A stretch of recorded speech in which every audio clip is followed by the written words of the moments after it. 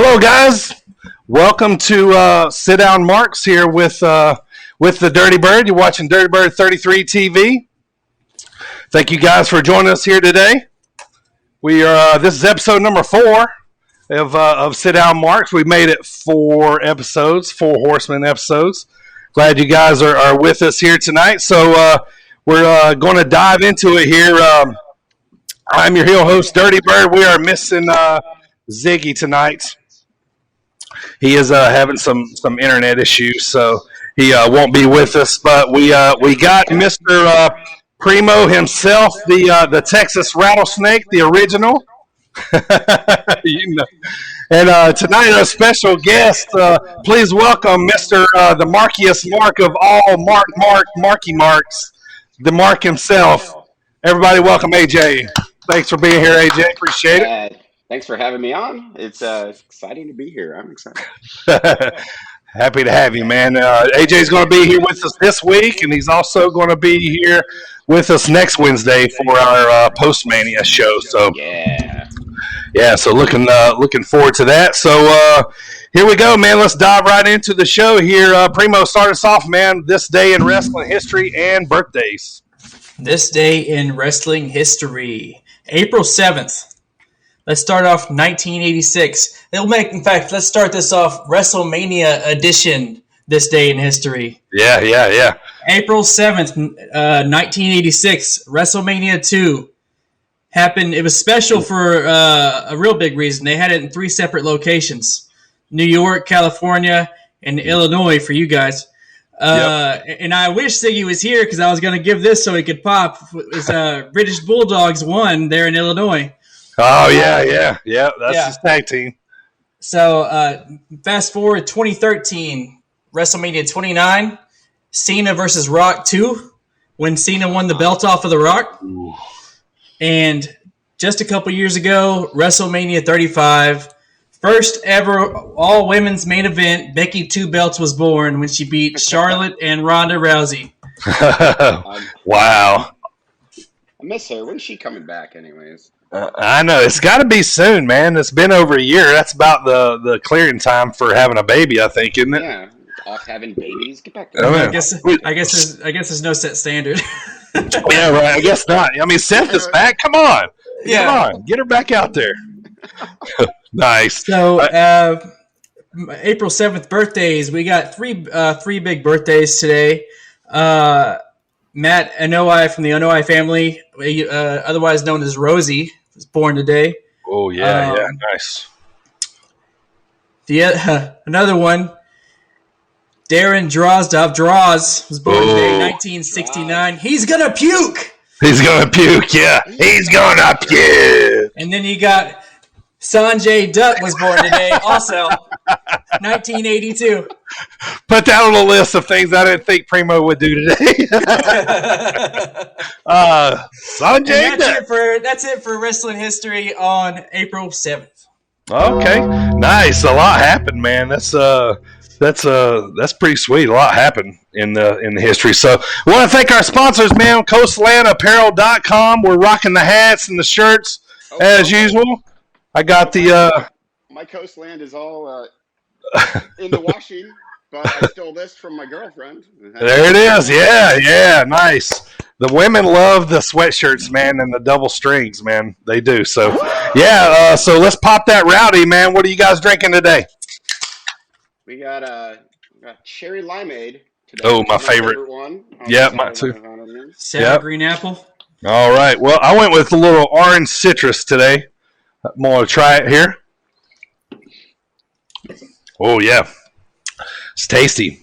Got a nice little orange taste to it. That's delicious. So thank you to Coastland Apparel. Guys, go check that out. It's right there on the screen, www.coastlandapparel.com. Use promo code BIRDTV for 15% off. And we thank Rowdy for supporting us here on the stream. So let's talk about what's going to happen today on the show. We got tons of Mania talk. We're going to give away some stickers for anybody out there. And we're going to give away some stickers. Yep, there they are. AJ is displaying them. It's the the sticker, the official sticker of the show so far. So we'll give away a couple of those. So if you're inclined to have some of those, I'll check back in later, and we'll give away some stickers. Yeah, one right back there on AJ's treadmill. So yeah, put them everywhere, man. Put them all over the place. So. All right, so yeah, let's dive into it, man. We got a lot of Mania talk. I'm excited. It's Mania week. I hope you guys are too. Man, let's get rolling here. Here we go, Primo. Start us off, man. What happened in NXT last Wednesday?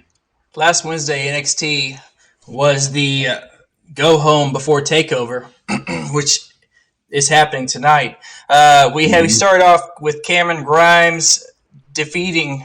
It was a solid match, defeating Roddy Strong. They had a altercation in the previous week backstage. Moving on, you had Santos Escobar saying, he's still the rightful cruiserweight champion. Great promo. Yeah, great. Yeah, I was gonna say he was a solid promo, and then he issued an open challenge, and none other than Prince Pretty himself, Tyler Breeze, came out. Which I'm a fan of watching Tyler Breeze work. He's awesome in the ring. One of my favorites right now. Yeah, he's good. Yeah. Yeah. Remember when he was getting the Shawn Michaels comparisons? You know, like he was like, you know, he had the look. He could wrestle. I don't know, man. He had it. He was hot too. So that was solid. He defeated Tyler Breeze in that open challenge match. Of course, that coming up on TakeOver, it's going to be him versus Jordan Devlin in that ladder match. I'm pretty excited to see that. Yeah, hope they do a lot for Jordan Devlin's entrance. I love his music. Like gets me pumped up. Another build up coming up. They were trying to build up Raquel Gonzalez even more. As a big singles competitor, as a beast. She's a taller woman. She's jacked. So she's basically defeated Zoe Stark with ease, and her and Io Shirai were actually going back and forth the entire night. So going back to Stark, they're kind of putting like a little bit of the indie babyface kind of thing on her. You know what I mean? Yeah. Like with her and like, oh, she's been wrestling for 20-something years. She's just now getting her break. She looks the part. Yeah. She's got the gear of the part. So I kind of feel like they're going to build off of that on down the road. But a good person for Raquel to kind of squash. A little bit, yeah. Yeah.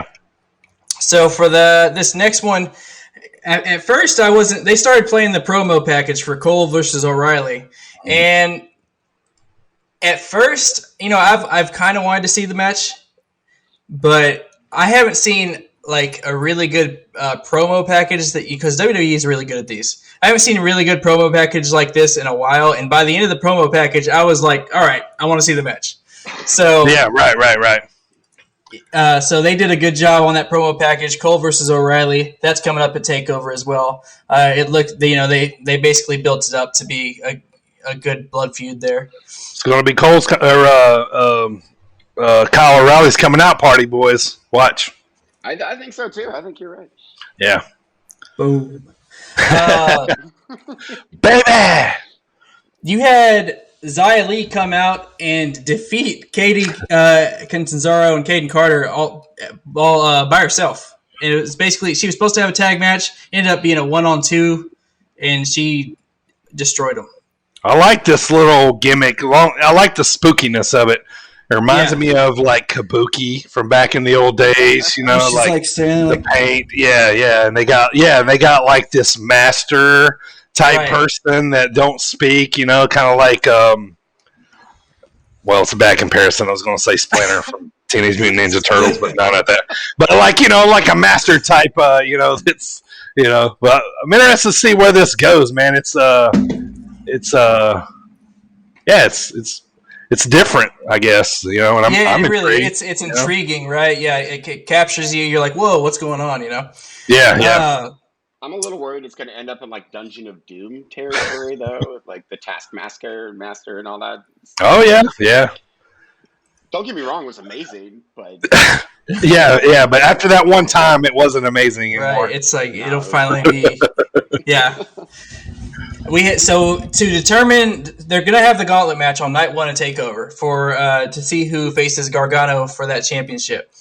To determine the order, they had the Battle Royale last week, and the final 6 competitors were the ones who would be in the gauntlet match. And LA Knight himself ended up winning that Battle Royale, so he will be the last guy that has to enter the gauntlet match. Yep. So he statistically has the best chance of, winning and moving on to face Gargano on night 2. Go ahead. I was gonna say I like it. I like it. Yeah, me too. Yeah. I'd say between him, Dexter Lumis, it's either one of those two or Gargano. Yeah, probably Loomis. Like AJ told me last night, probably Loomis because LA is gonna need a little more. It seemed like it would be too quick of a rocket to put on, and Dexter's kind of like been hanging around, kind of, creepishly around everywhere. So yeah, they need to pull the trigger or don't with him right now. I feel like. Yeah. No, I totally agree.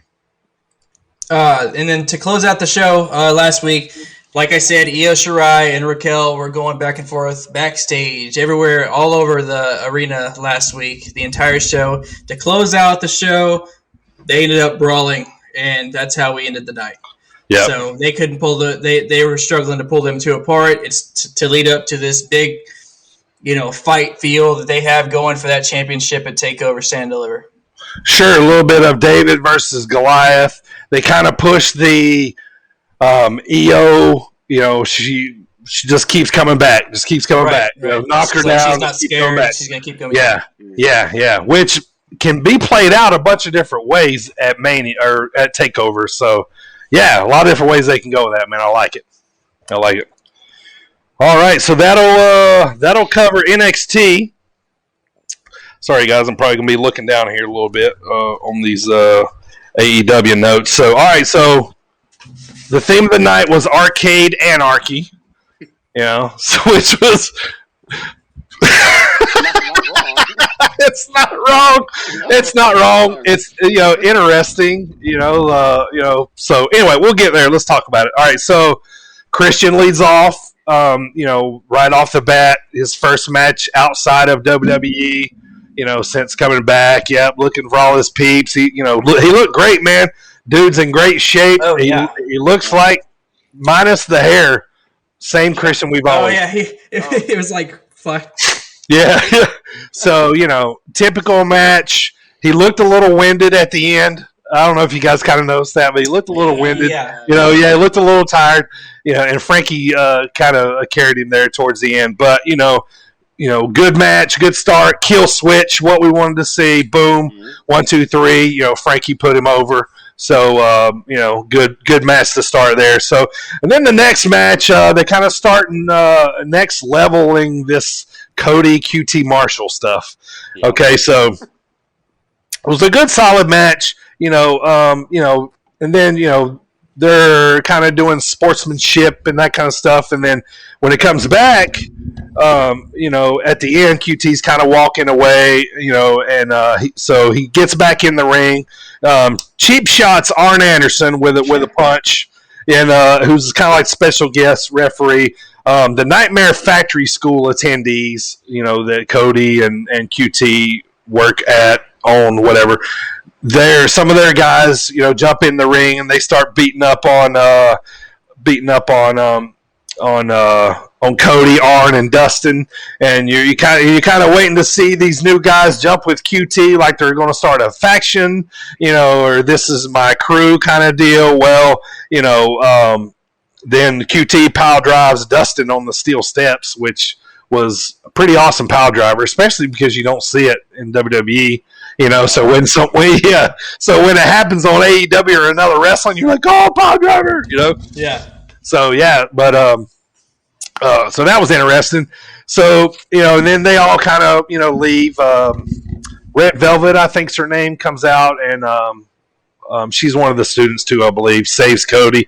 Well, anyway, so they prolong that coming up, on down the road. So a little faction possibly starting, feud keep going. So next up, Ethan Page and Scorpion Sky. They're kind of doing a promo where they are kind of saying the same thing in the promo, and they're talking about how they're going to take what they want from now on. They're not going to be held back. And then you don't know if they're going to be a tag team or not, and then it shows the graphic for next week, and it's Scorpio and Ethan against somebody else. I don't remember. So maybe they're the Seidels, I think. Is that who it was? Is that what it was? Yeah, I think you're right. Yep. Matt and Mike. Mm-hmm. So looks like possibly a starter tag team there between those two guys. So, and then next up, it gets they bring Moxley comes out. Oh, yeah. He's wrestling Cesar Bonani, former NXT guy in AEW now. He's been on the last couple of weeks. Kind of a showcase match for Moxley. A good battle going back and forth. They let Bonani get a little bit in, but Moxley wins by basically just a rear naked choke. Like a hardcore sleeper. Yeah, it wasn't much. Yeah, it wasn't the dirty deeds. Nothing that put him out. So yeah, so I don't know. Maybe they're kind of going a little more towards the street smart kind of Johnny. I don't know. But anyway, that's where that ended. I do like that they had like a showcase match for that young up and comer John Moxley. Yeah, I know, right? Yeah. Yeah. He ends up coming out later too and being more involved, so that kind of ended up making more sense. So anyway, next up they cut a little Team Taz is sitting around in a room. Team Taz is standing in the back. He's like, "Oh, everything's fine in Team Taz," and then oh shoot, what's the kids? Starks. Yeah, Starks. He gets up, starts talking, and then Cage gets up too and was like, "Oh well, So they're basically like they're showing that they're kind of separating, kind of starting the breakup, which they kind of really just got together. So yeah, but so anyway, just kind of like everything's fine, but everything's not, kind of a little promo. So not really a whole lot going on there. So and then the kind of meat and potatoes of the show starts to happen. Okay, MJF's in the locker room. He's talking about that the Pinnacle, they're going to have their own stylist, and so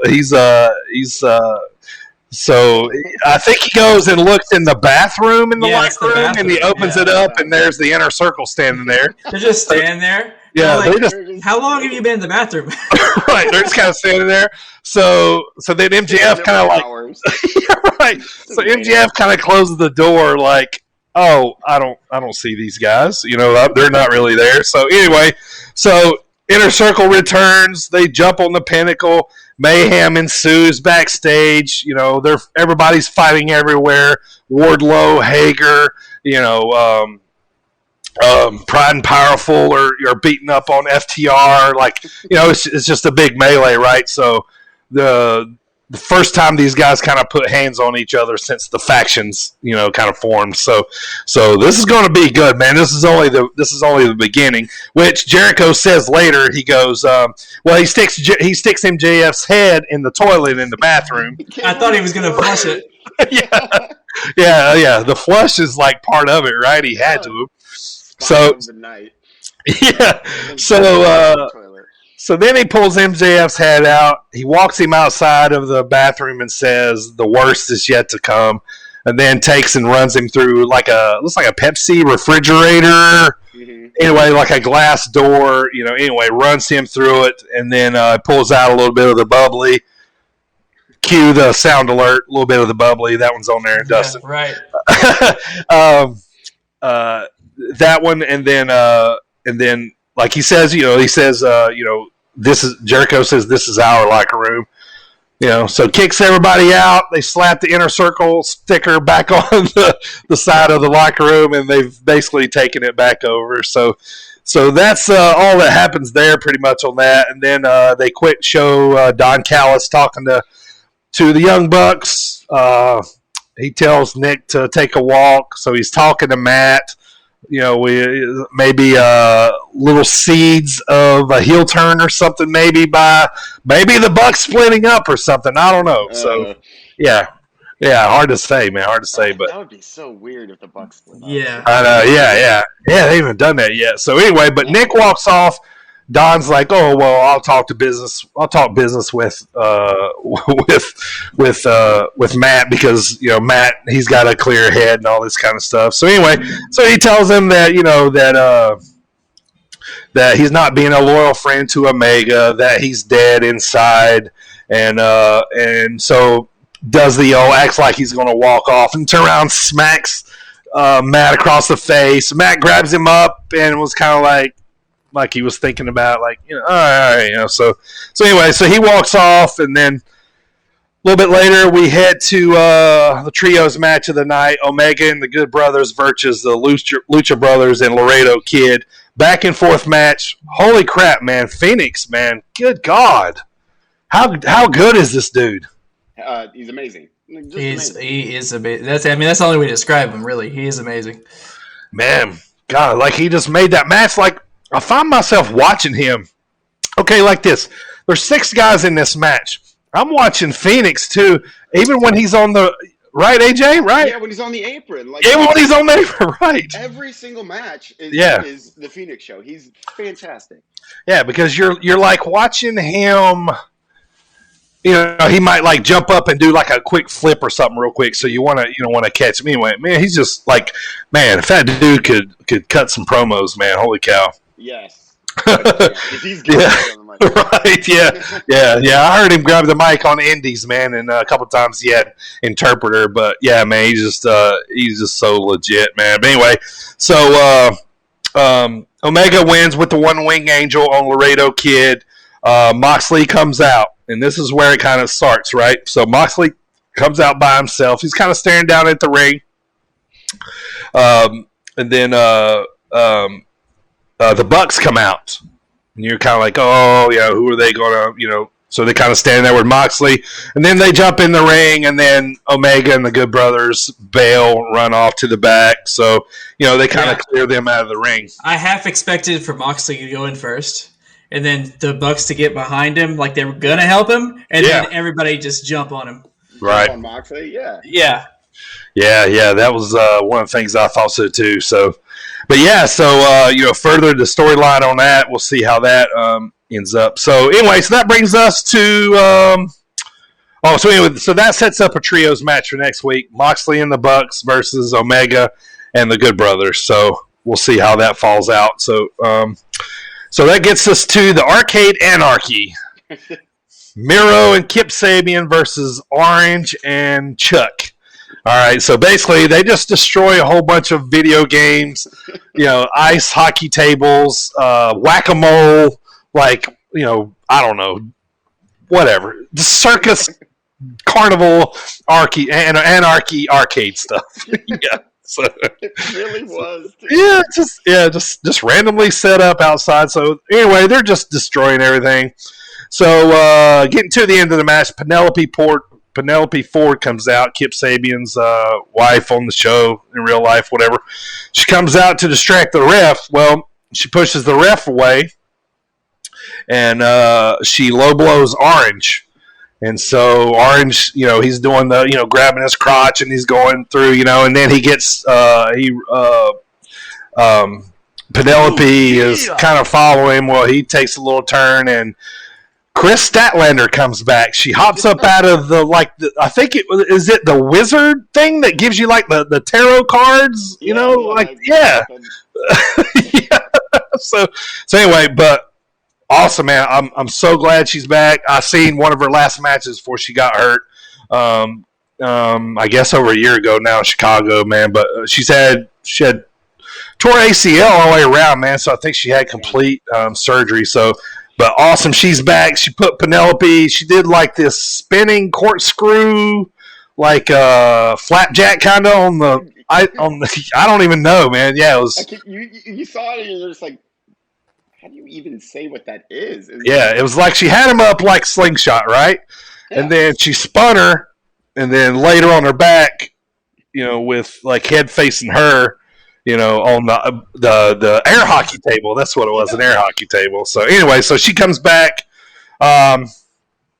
Miro's beating the crap out of everybody, and then the van shows up. The van rolls up, and they're like, "Oh, it's Trent and his mom." Well, yeah, it's Trent's mom. Trent's in the back. He's mad at Miro, so he comes running out. He gets out of the van, attacks Miro, and then it's all breaking down. Chuck grabs Kip, puts him through a table that's been set up with some some throw blankets over it or something, and then puts him in through the pin. And so Chuck and Orange win. They get the 1, 2, 3, and then the show closes. The best friends are all in the ring.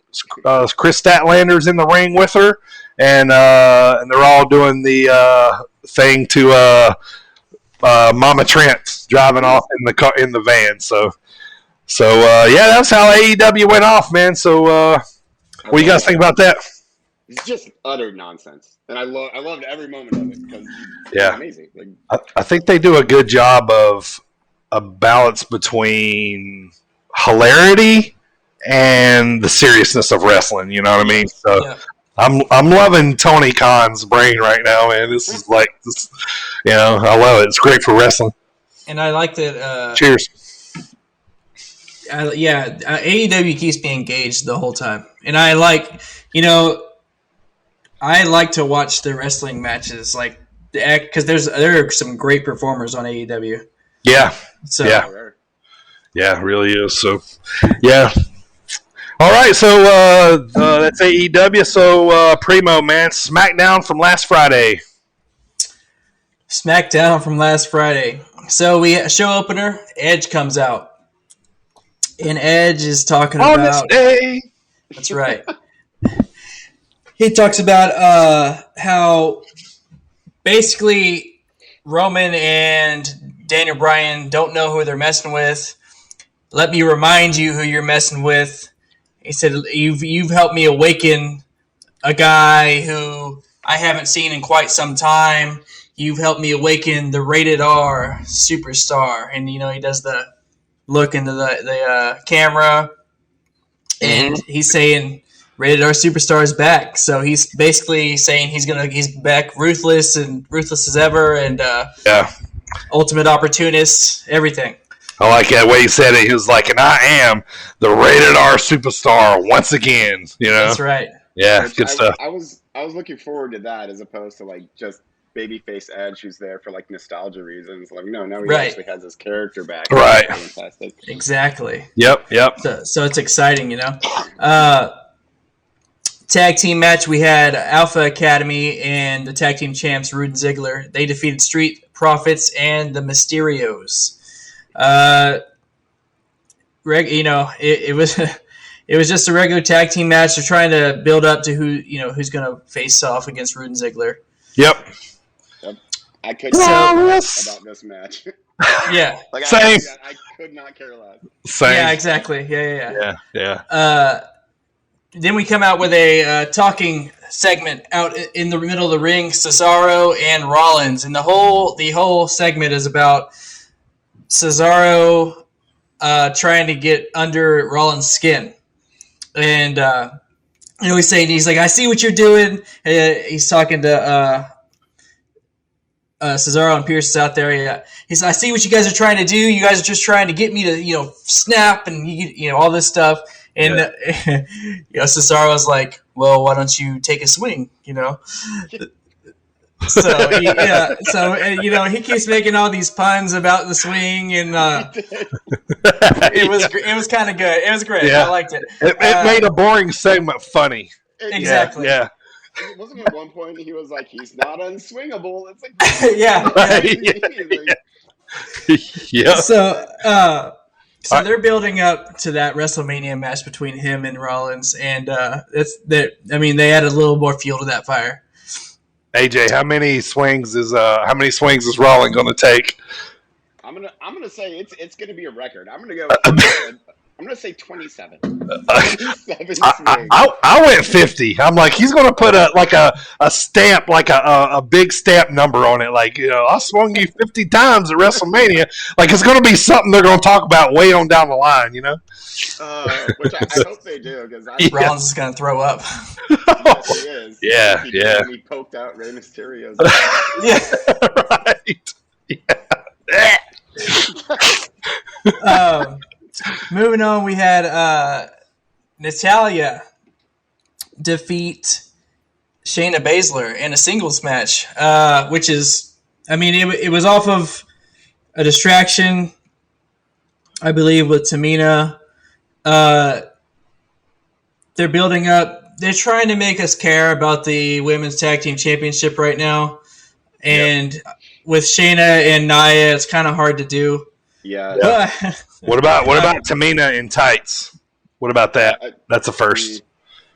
I did like the kind of, and by like I mean I did not like the Michael Jackson kind of pants, and she's almost wearing like a Shinsuke getup. Yeah, you're right. Yeah.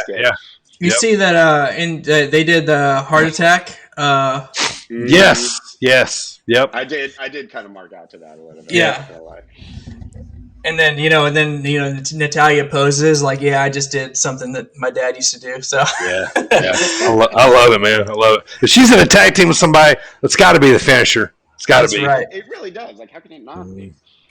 After the match, we had basically every women's tag team that is in the WWE come out and with a show of force. You know, one kept getting knocked out, another one kept coming in to see, basically give you a showcase of all the women's tag teams that are going to be trying to go up for that championship. Yeah. I'd say out of all those, Natalya and Tamina or Lana and Dana. I don't know how. It's Lana and Naomi now, right? Yeah, Lana and Naomi. Oh, that's right, Lana and Naomi. Yeah, It's Dana and Mandy. That's my bad. Yeah, Dana and Mandy. I can see him putting the tag belts on somebody that's kind of been in the company for a while, you know, like Dana and Mandy or Naomi and Lana, you know, somebody like that. I can see him doing that, you know. I mean, another match that I don't care. Yep. Nope. Yeah. Exactly. That's what I'm saying. They're trying to make us care, and yeah. not working. No. Yeah, I'll watch the finish. Yeah. Yeah, like skip right to it. So, the hard attack is cool. Now right. we had the guest appearance of Logan Paul for Sammy's red carpet, and this whole thing is, I think, it's hilarious that Logan Paul's just like, you know, yeah, or like, you know what, you know, he's just like, he's like, you're kind of crazy, dude, but I'm going with it. Yeah. And then Sammy's still working the conspiracy gimmick. Oh yeah, hardcore. I love this character of Sami Zayn. Yeah. Logan Paul, like, why would you ruin Sami? I mean, I get, like, Logan Paul's annoying, and Sami Zayn is, like, his whole thing is, like, I'm annoying. So it worked in that regard, but Logan Paul, just go away. Well, it's like Ziggy told me, we were talking about it yesterday, he's like, this has got to be one of those schmozzy finishes, right? Like, he's going to hit Sammy with, like, you know, a podcast microphone or something. You know what I mean? Like, something ridiculous like that. Yeah. Well, I mean, when Kevin Owens come out and he gave Sammy the stunner, Logan Paul's just like, whoa. That's the reaction we got. Yeah, he pushes him away on the way out. That's what he's just like, brings to the table right there. Right. Yeah. Oh my gosh, dude. You did a wrestling on him. Like, go away. I mean, I'm still excited to see Sammy versus Kevin. I don't care about Logan Paul, but I just want to see them face off. How is it possible that every time that Sammy and Kevin Owens feud, I'm on board? Like, they've feuded how many times now? And every time I'm like, I'm down. Same here, man. Like, I told Primo, I was like, I watched this on the indies for probably 10 years before it even got on TV, man. I'm like, and I'm still interested. I watch that every time, man. I think you know what? Go ahead. Go ahead. I think that's less to do with, like, the booking and more to do with just Owens and Zayn themselves. Like, because, I mean, they're such good friends. Obviously, they know how to play off each other. They're so well. Yeah. Every time they feud, I'm on board. Yeah. Same. I mean, they could always they could always bring a match. You know, they're like, hey, you got anything going on? You got anything going on? All right, let's have a cool match. Yeah, it was almost kind of like they didn't have anything for either one of them. You know, they're like, oh yeah, let's, you know, yes. I mean, and it'll be a barn burner. You know what though? I don't know if I like or not, and that's Sammy's long hair. Yeah, he looks a little hobo. Yeah. Yeah, with the part. He's got that part in the It's so weird. Now, all right, let's talk about his dance, man. Like, that thing got memed, like so much, man. And, like, it's even funnier. Like, I love when this stuff happens and people are, like, gifting this stuff. And then he goes on Twitter and he's like, stop doing this right now. Do not make any more Stop making fun of me. Yeah, y'all should be focusing more on the conspiracy. Like, I love it when they're working the gimmick on Twitter, man. I love it. Yeah. Fantastic. Another build towards WrestleMania, which I mean, all the shows at these during this time frame are WrestleMania season. So every match basically is going to go towards WrestleMania. This one, Bianca Belair defeated Carmella straight up. That's the first time I've seen that entrance from Carmella. Yeah. Mm-hmm. I don't know if y'all saw that, but I was like, wait, who's this? That's what I thought too. Like, well, at first I thought it was Sasha Banks coming out for some reason, and then like, no, it's Carmella. What happened to the push, by the way? Yeah, I don't know. I think she might have some enhancements. Did you guys notice anything? Some extra. Yeah, it would make sense about the break now, you know. So, Right, you know, yeah. Charlotte Flair. Yeah, that those red tights were looking a little extra.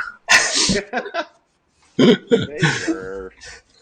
So the main event of SmackDown, we had Daniel Bryan face off with Jey Uso in a street fight, which was probably the coolest part of the whole night. Yeah, Daniel Bryan, you talk about Edge coming out saying he's bringing the Rated R Superstar. Daniel Bryan came out and just he unleashed on Jey Uso, and after he beat Jey Uso, then he unleashed on Edge and Roman. He by the end of it, he was standing on the turnbuckle doing yes, yes, yes, and everybody else was laying down. He took a chair to Jey.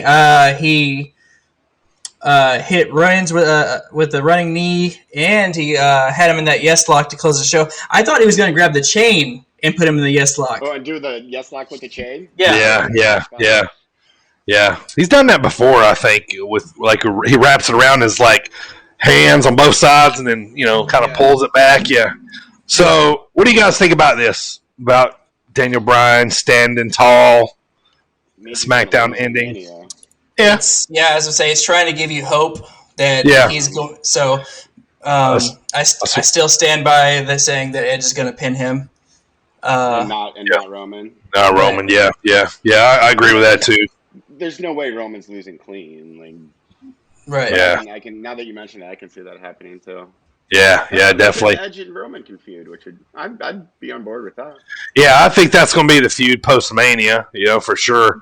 I think they'll probably feud a good ways past Mania, to be honest. But they're trying to bring Daniel up to this level by letting him leaving Roman and Edge laying at the end, just making him legit. I don't think anybody in the world thinks that that he's going to win the match. Nobody questions DB like in his ability, but at the same time, like come on. Yeah. Yep. So I think he's there for a lot of different reasons. Popularity, less bumps for Edge, softens the match for him. I think that has a lot to do with it. Yeah. Because I think these guys, they're going to go over 30 minutes. That's just my guess. Oh yeah. I think it's. This is the main event, right? This is this will be Sunday nights. Yeah, this is the very last. Yep. McIntyre Lashley will main event Saturday. The first one. So I was actually thinking about that, and I was listening to another podcast, and they were talking about this. Do you think that they put McIntyre and Lashley on their day one? You think they put them on first, since the first match to get the live crowd pop in a year. You know, and McIntyre didn't get the pop last year. The only reason why they're going to put the title back on him is to get that live. I read that too, that they're not doing any pre-show matches this year because they want the first pop to be big. And it's going to go down in history too, as the first match that was back in front of a live crowd. Yeah. Also, to give them opportunity to put Sasha and Belair in the main event. Yeah, very good point. Very good point. Yep, I like that too. Who else could open the show? Like, because if you put, Sasha and Belair in the opener, it kind of loses it's going to be a good match. Yeah. It's going to be good. Like, I'm sitting here looking at it. I don't know that anybody else Saturday or Sunday that would get a bigger pop than probably McIntyre coming out first, Yeah. Bad Bunny in his Mania debut. In the Bugatti or whatever that car was, yeah. Yeah. All right, but yeah, so that's SmackDown in a nutshell. They had a little bit going on, but not too much. The biggest thing was Daniel Bryan there at the end with winning that street fight and going crazy on everybody. Yep. It was a great way to end the show. Oh, for sure. Yeah. Great way to end the show.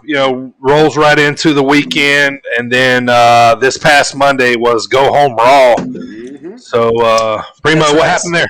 So, Go Home Raw, open up. Speaking of Drew McIntyre, he's out there saying, comes out, he says he's going to end the Almighty Era, which, obviously that's what he's there to do. But basically talking up how Lashley didn't go through Drew to get the title. He had Miz do it, and then he beat the Miz to get the title. So anyway, he's talking about this, and Lashley comes out, have a stare down, and that ends that opening segment. Yep. Moving on. Hype. Yeah, yep. It's just more hype for that match. Sure. Yeah. Which I want to see. I like watching those two. That's going to be a physical match for sure. Yeah, I think they're going to just beat lumps into each other for that match. Yeah, which I'm looking forward to. Yeah, absolutely. Yep, I like it. Moving on, we had some more build-ups to the tag team championship match. Xavier Woods defeated AJ with the your boys the New Day. Kofi caused a diversion with Omos. He caused him to get riled up, which caused AJ to wonder what's going on. Yeah. Xavier Woods was able to capitalize. All right, let me say something real quick. I can't get past this Omos name. Like something else. Like, they don't even sound right to me. It doesn't look like it fits him. Like, I want to like Omos. Like Omos? Or like Zeus Jr. Yeah, right. Yeah, they could have played him off as like Zeus's son. A little ZJ. Yeah, that'd been cool. I'd be down for that. Yeah. Cross his eye a little bit. Almost. I'm interested to see him wrestle. I mean, I know it's probably going to be minimal, but it's going to be slow. Yeah. I mean, you could think of it. I mean, think about the three guys he's in the ring with: AJ, Xavier, and Kofi. Three fast dudes. Yeah. Right. What's he gonna do? Yeah. He'll be Zeus. Like, they'll try and knock him down, and yeah, he'll pull like a zombie selling, and then he'll topple over. Crowd will, pop. Yep. Exactly. So, speaking of big guys, Braun Strowman come out and defeated Elias and Jackson Riker in the handicap match. Elias. Yeah. So, I mean, I'm still not excited about the Shane O'Mac versus Braun match. I want to see Shane O'Mac wrestle, and I want to see the spot where he's going to fall off of something. But because he knows he's going to. Yeah.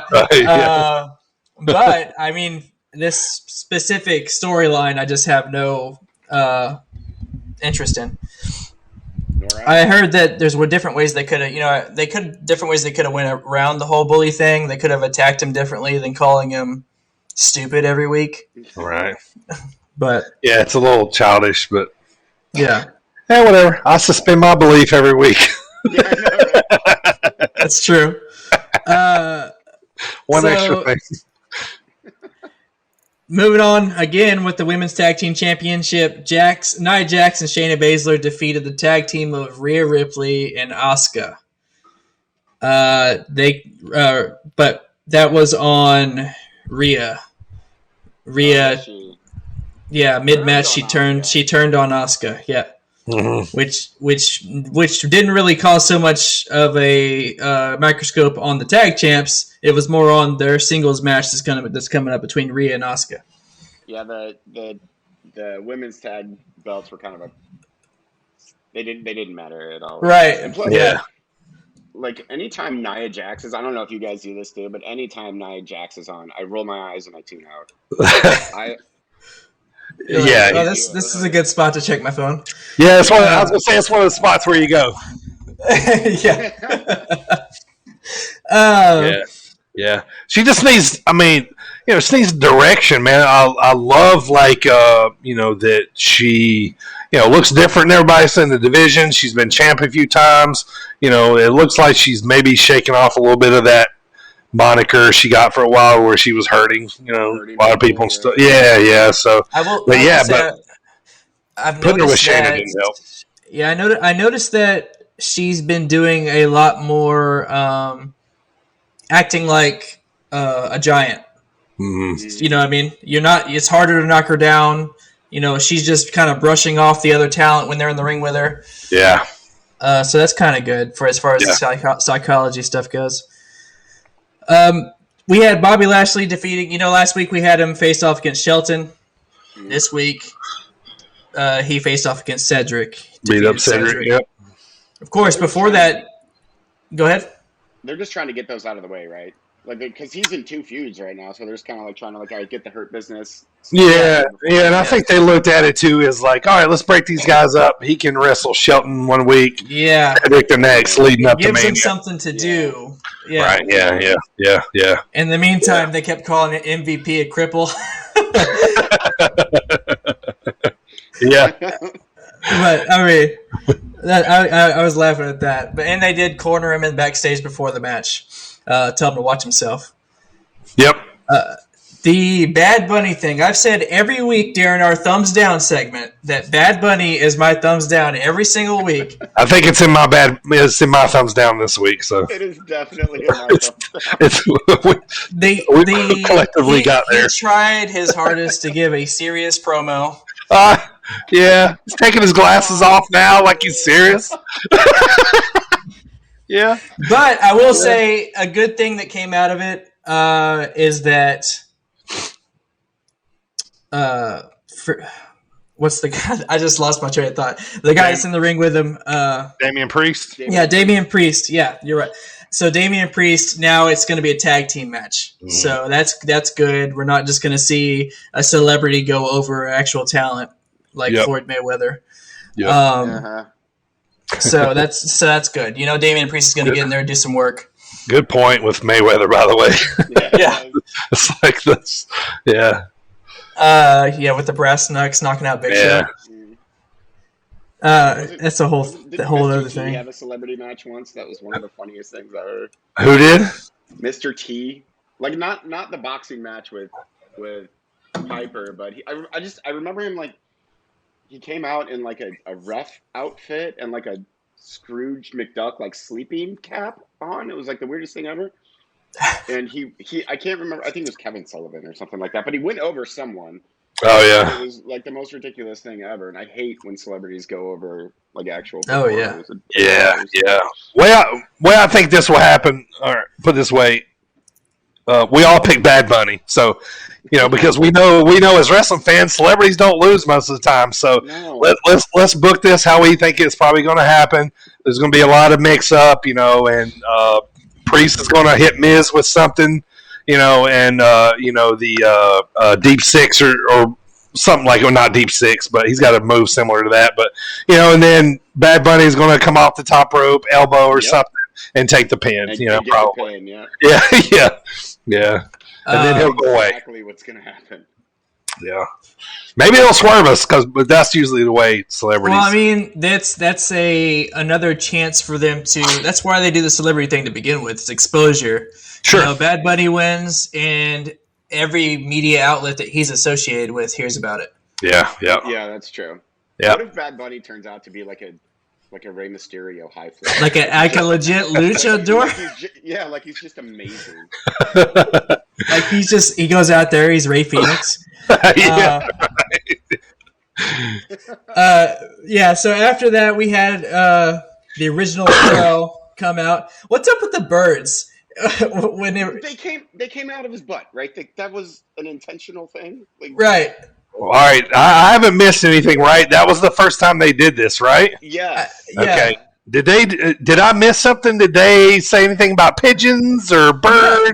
They said then release the pigeons. I think is what they said. Okay, yeah, I don't know, man. I don't know how that had to do with it. I was just like, wait, I'd rather see the slippers fly off. Yeah. I was so confused. Right, especially after he came off, about all the getting high jokes. With Kofi and Kofi and Xavier. yeah. Which Kofi and Woods made that funny. Like Riddle to me, I can't abide him. Like I just oh, you bother me so much. I just inject the word bro into everything. Like yeah. I hate him. He's like he's always he's airheaded, spaced out. Yeah. Weed jokes, which Kofi and Woods made funny because they're Kofi and Xavier, right? So he went out in a singles match, defeated Mustafa Ali, with Sheamus ringside. Is Retribution falling apart? Is that what we're seeing? Did, yeah. They kicked him out like 2 weeks ago, I think. Yeah, okay. And it was like in a quick segment too. They were just like, "Oh, P.S. We're done with this now." I think they're going on a singles run. Yeah, Slapjack and T-Bar, T-Bar and Dio Madden or whatever his name. They choke slammed. Yeah. I was like, okay, I'm done with all of those guys' nicknames anyway. Move on. Yeah. So afterwards, who does why would you do that? I guess if you Mad Max Beyond Thunderdome. Paid to be on TV, you can call me Slapjack. Just like that's what I told my wife whenever the Miz and Morrison did the hip hop or whatever it was called, hip hop hop. I was like, well, I guess if you're getting paid a lot of money, sure. So anyway, to close out the show, Drew McIntyre, King Corbin was trying to get that spot from the business arrangement with Bobby Lashley and MVP. The whole time they're wrestling, halfway through the match, more towards the end of the match, MVP says, Corbin, you're missing the point. It's not about winning the match. It's about ending McIntyre and not so he can't get to WrestleMania. And that's when basically McIntyre gives him the Claymore kick, and it ends from there. So McIntyre wins that match. And that was Raw in a nutshell. For a go-home show to WrestleMania, it really wasn't that impressive. No. Yeah, I wasn't too impressed with the way they ended. Kind of like standing there, like, "Hey, yeah, come on, like, what do you got?" Yeah. Like, I want to see a face-off. I want to see, I want to see a pull apart. Like every Rumble match, the go-home shows. What do we always see at Rumble match? 30, 40 people in the ring piling out, right? Because we want to see what the gimmick of the match is. So these guys are kind of standing off, man. I wanted to see them, if they didn't touch, at least stare down at each other's face or something, You want to know what I absolutely don't want to see in a go-home show for Mania? Is Baron Corbin. I don't want to see him at all, really. He ruins matches and segments that he's not in. That's how I think Baron I was Corbin. thinking about this too, and it happens every time somebody wins King of the Ring. They hold on to the King gimmick too long. Yeah. Has there ever been a person that has pulled off the King gimmick? Booker. Oh yeah. Booker. Oh Booker. hell. Booker and Macho. Booker and Macho are the two best. Okay. The two best. The two best. Yeah. Owen was probably a good third, but the Macho King. Macho King. Yeah. All right. So that was Raw. That rolls up Raw. Okay. All right. So normally I talk about Impact right here. Impact is moving from Tuesdays to Thursdays, so they will go tomorrow, and I'll talk about them next week. But to kind of I want to run over some kind of what's going on in the independent scene right now. Probably biggest week of independent wrestling all year right now is the week before Mania. This year they're calling it the Showcase of the Independents. What it is 14 shows in 3 days. Now they're starting early in the morning, and these things are running till I think one night. One of the shows starts at like 1 a.m., so it's going to go to like 3 a.m. So Joey Janela, spring break, he kind of started the tradition of that. So they didn't get to do it last week, so they're kind of kicking it back up for this week. But a ton of shows, a lot of independents are out down in Tampa. Basically what they do is, they rent out a venue. All these promotions will come together, and and they'll do time slots, like 2 to 3 hour time slots, and they'll put on shows all week long. And you can buy like a pass for like all the matches. So, but anyway, it's just a huge plethora of just wrestling all week long, and it started. I think it actually started this morning. I think it goes Wednesday, Thursday, Friday, and it's basically all day long. So basically that's what's going on down in Tampa as far as indie-wise. Here, kind of like in the Midwest, AAW out of Chicago, they ran a show last week. Not a whole lot happened. It was on Twitch. They're doing another one this Saturday at 2:30. But the main event was Mance Warner versus one called Manders, and Mance Warner retained. So, like I've been saying, a lot of the promotions are getting started back up again. So, I think once Mania rolls through, we'll be kind of heading into that full force. A lot of the promotions around here starting to pick back up. So nothing really has happened, in the last week since I talked to you. So, but they definitely will be picking up. So whatever happens, I'll see if there's any title changes or big matches that happen. Big matches that happen this week, and I'll get those over to you. So, all right, man, let's head to one of my favorite spots of the episode here. It's time to pick Primo's brain. So what I'm going to do each week, I pick Primo's brain. I asked him random questions about his wrestling fandom. So I'm going to ask him a question here, and I'm going to give him a little minute to think about it. I'm going to let you look at the graphics. So, Primo, are you ready? I am ready.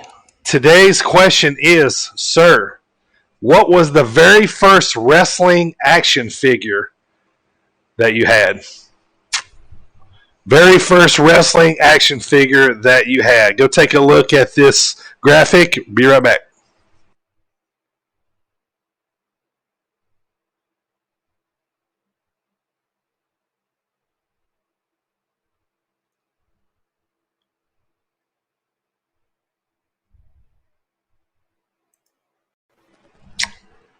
Okay, Primo, you've had, I gave you like a whole 10 seconds there, so I think you probably have the idea. So the question of the day is, what was your very first wrestling action figure? So I was actually a WWE kid growing up, and I don't remember what these were called. They were smaller sized action figure, but they were WCW guys. So like Hogan, like a bunch of classics. So it was like I had a few of those. Like they were like short, stumpy figures. Oh yeah, yeah. Those were the first ones you had.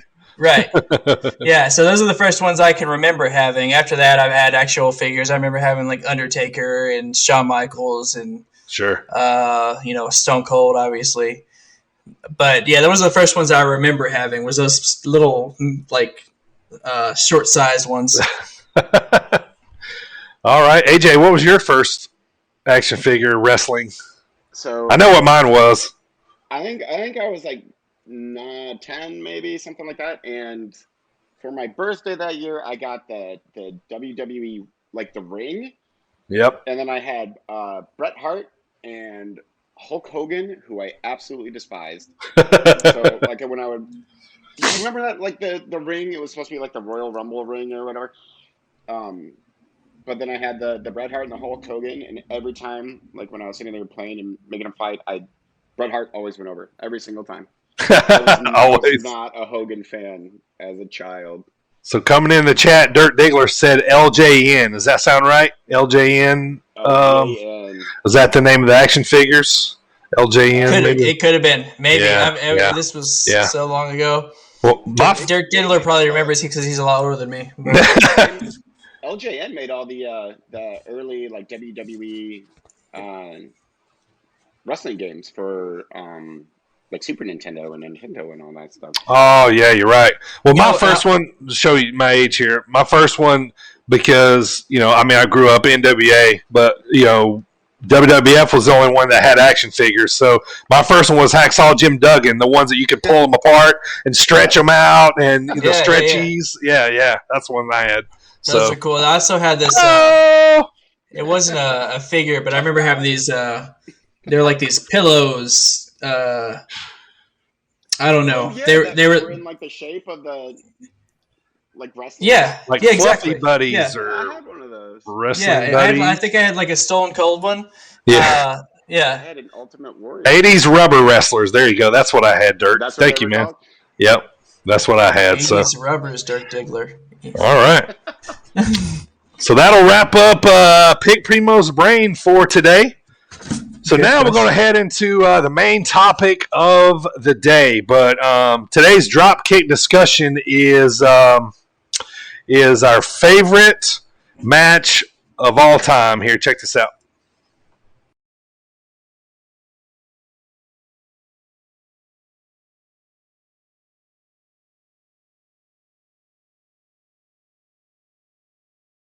Our favorite belts, championship belts from last week. Yeah, so the Eagle, I like that one. Yeah, Ziggy, he took the winged eagle. So, but today here we're going to talk about our favorite match of all time. Not what we think is the greatest, but this is our favorite match, the one we can always go back and watch. Love it. Still keeps us entertained. So take a look here.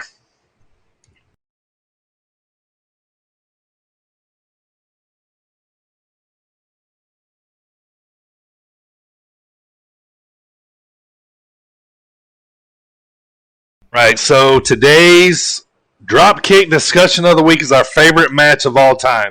So I'll start with Ziggy. Since Ziggy isn't here, he relayed the message to me of what his favorite match was. I'll just kind of say it. I won't elaborate any on it or nothing. I'll let him do it later. But I knew his favorite match was is Macho Man Ricky Steamboat from Intercontinental match from WrestleMania 3. Some people say they think is the greatest match of all time. So that is Ziggy. So maybe he'll want to talk about that later on next week. So anyway, our favorite match of all time. AJ, you're our guest, sir. So let's hear your favorite match of all time, man. Tell us why, when it happened. Who was in it, why you loved it, all that good stuff, man.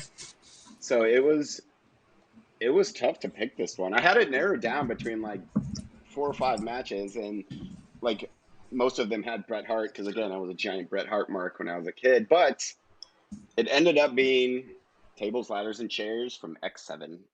Yep. Wow. One of the greatest matches with the greatest spots of all time. And like I wasn't the biggest Hardy Boys fan, and I wasn't the biggest Dudley fan, but the Dudley's fan. But I loved Edge and Christian so much. And when Edge, it's still my favorite spot of all time. And I know, like afterwards, Edge said he gave himself like a giant DDT, but the spear on Jeff Hardy out of the midair spear, is my favorite. And then like when Edge jumps off the ladder, spears Jeff Hardy, and timed it perfectly. Yeah, it was. Yeah. It's my favorite spot of all time. And then the fact that the reason why I picked that over the other matches too is because they're the other ones that I go back and watch again and again. But that one, it was also one of the first times that, because when you're a kid, you have like that one spoiled friend who always gets like the cool pay-per-views, and he has like both Super Nintendo and Sega Genesis at his house. So, sure, I hate that guy. Yeah, me too. But we all became friends with them, so we could go play Streets of Rage and watch SummerSlam and stuff. Right. Yeah. So growing up, we had all that, but like the first time that, because it was because that was 2001, so I couldn't legally drink, but I remember like a bunch of buddies got together and we all like it was in my apartment or our apartment in college, and we all got together, got a bunch of drinks and stuff and watched X7, and it was one of the like it's one of those like goofy nights where you're supposed to be in college, we're cool now, blah blah blah. But we all just turned into like our 13-year-old selves again, just completely marking out for the whole entire show. Yeah, and yeah. That was the main event. That was Rock and Stone Cold, which is one of the greatest matches of all time. Yeah. But yeah, great. that match, like did it for me. That was it. I loved it so much. I still watch it at least whenever I'm in the mood to like go back and watch like old nostalgic shows. I always go right back to X7, and I always skip right to that match. One of my favorites. I love it so much. Great match, man. It was definitely in probably my handful of matches that I wanted to choose from. So now going to Primo, I think we're might have something similar here. So all right, Primo, take it away, buddy. Well, AJ. Uh-oh. I don't know if y'all can read this. Okay. But it says X7 TLC2. I knew it. I knew it. Primo loves the Hardy Boys. So, yeah, I am my favorite tag team. My number one favorite wrestler is Jeff Hardy. Yep. I like watching Spot Monkeys, Spot Fest. I mark out for anything like that. This was the culmination of the matches that they had. The previous WrestleMania, it was technically just a ladder match, and they incorporated tables in. That was WrestleMania 2000, where they incorporated tables in with the same three tag teams, the Dudleys, Edge and Christian, and the Hardy Boys. That turned into TLC, officially TLC 1 at SummerSlam, which turned into the best TLC and the match that stole WrestleMania 17, X7, TLC 2. I like AJ mentioned the spear from the ladder, Jeff midair. It's a moment that pauses in time. Yeah. Anybody, people that probably hadn't even seen wrestling may have seen that moment. Like it's crazy. Yeah. Legendary match. Big one for me for that specific match, because Edge and Christian, it seemed like Edge and Christian won a lot of these exchanges. Yeah. But this specific one, I liked the finish, which was them sitting on top of the ladder on the table that was spread across the ladders. Yeah. And they knock Matt off. He flips down into the table, and they sit there with the titles. They're exhausted. It's awesome. And, yeah, it's my favorite match. AJ, I don't know if you're allowed back anymore. You stole his thunder. No, I'm kidding. That just means you have good taste. Well, I think, too, when you talk about, like we are, favorite matches of all time, so we're talking about the ones we like to watch, these matches fall under what we're talking about and possibly greatest matches of all time. You know what I mean? Because they're that good, There's that crossover. Yeah. We have our taste is that good, apparently.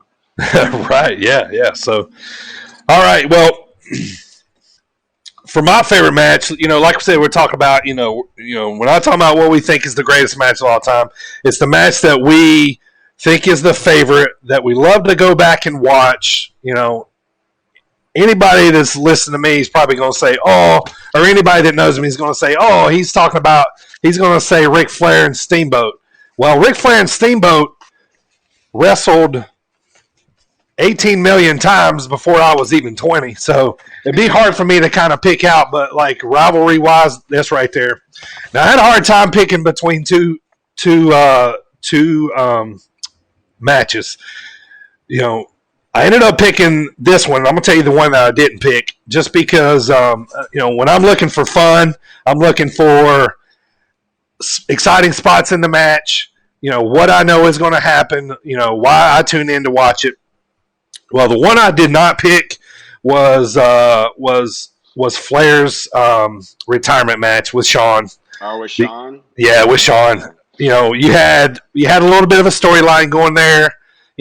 Flair's my favorite wrestler of all time, so it's always fun to kind of watch his favorite last match.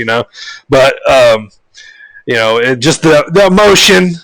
Those guys look like they could have cried at the drop of a second through any of that match. But anyway, Flair was crying at the pin. He was at the pin. Yeah. He was crying before the super kick. Yeah. Yeah. When he said I'm sorry, Rick was already crying. But yeah. So, but anyway, my favorite match, man. To go back and watch. And I go back and I watch it all the time, man. Just for the fact of of all the things that happened in it. It's Taker Foley, man. Hell in the Cell. Oh. 1998, man. King of the Ring. June 28th, 1998, King of the Ring. Civic Arena, Pittsburgh, Pennsylvania. Diggler was just talking about it a few minutes ago in the chat. I was about to say, Diggler called it. Yeah. Taker won with a tombstone pile driver, but everybody remembers the two spots through the cage and off the cage. Like when I watch that, man, it's like, even though I know what's coming, I still draw up when he hits.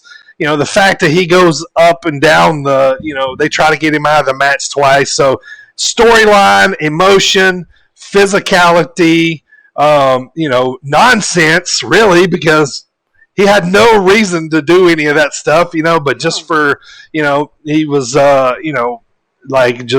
he's doing what he loved, and so I mean, just like that match has everything for me, man. Like I love going back and watching it, and anybody that knows the wrestling that I grew up on is going to be like, what? But I mean that like AJ, man, like I put it on at the house for background noise, and when I know it's about time for Foley, when I hear he's about to go off the cage, I stop and watch, man. The sound of Foley hitting the table still gets me. Like it's like a sound I've never like heard or seen before in wrestling, man. So and then the two spot where his two's up in his nose, and right, yeah, dude, like there's just so much, and then the thumbtacks, and then the other part where and I got this from reading Foley's book.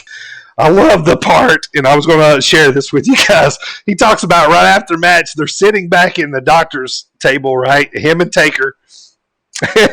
And Foley's so concussed from what's going on. He said he looks over at Taker, and he goes, man, I'm sorry, I forgot to do the thumbtacks. And Taker goes, Mick, look at your arm. And he said he looked up at his arm, and it's all the way like that. He's like, oh, well, I guess I did it for you. I mean, like, he's just, like, I love those kind of stories, man, like, about the matches and stuff. So, that, I mean, just the entertainment value, the shocker of it all. We haven't seen nothing like it before, haven't seen nothing like it since. We've seen Shane-O do it, man, but, like, Foley's are just, he's a bigger dude, and, I'm just more sold on him, man. So, I mean, and everybody knows that match. If you watch wrestling, that match. You know what I mean? So, yeah, that match is crazy. And I think off of that, the two matches that we ended up talking about are huge, legendary matches. I'd say, an offshoot of this topic, a not so legendary match, but one that actually invoked some sort of emotion from me when I was younger, was the Jeff Hardy. It was Monday Night Raw. where Jeff Hardy got to face The Undertaker for the championship, the one where he earned his respect. Where he's like, Taker, I'm not going to, or I'm still standing. And, Taker comes back, raises his arm. That match, I love that as when I was younger. Yeah. Yeah.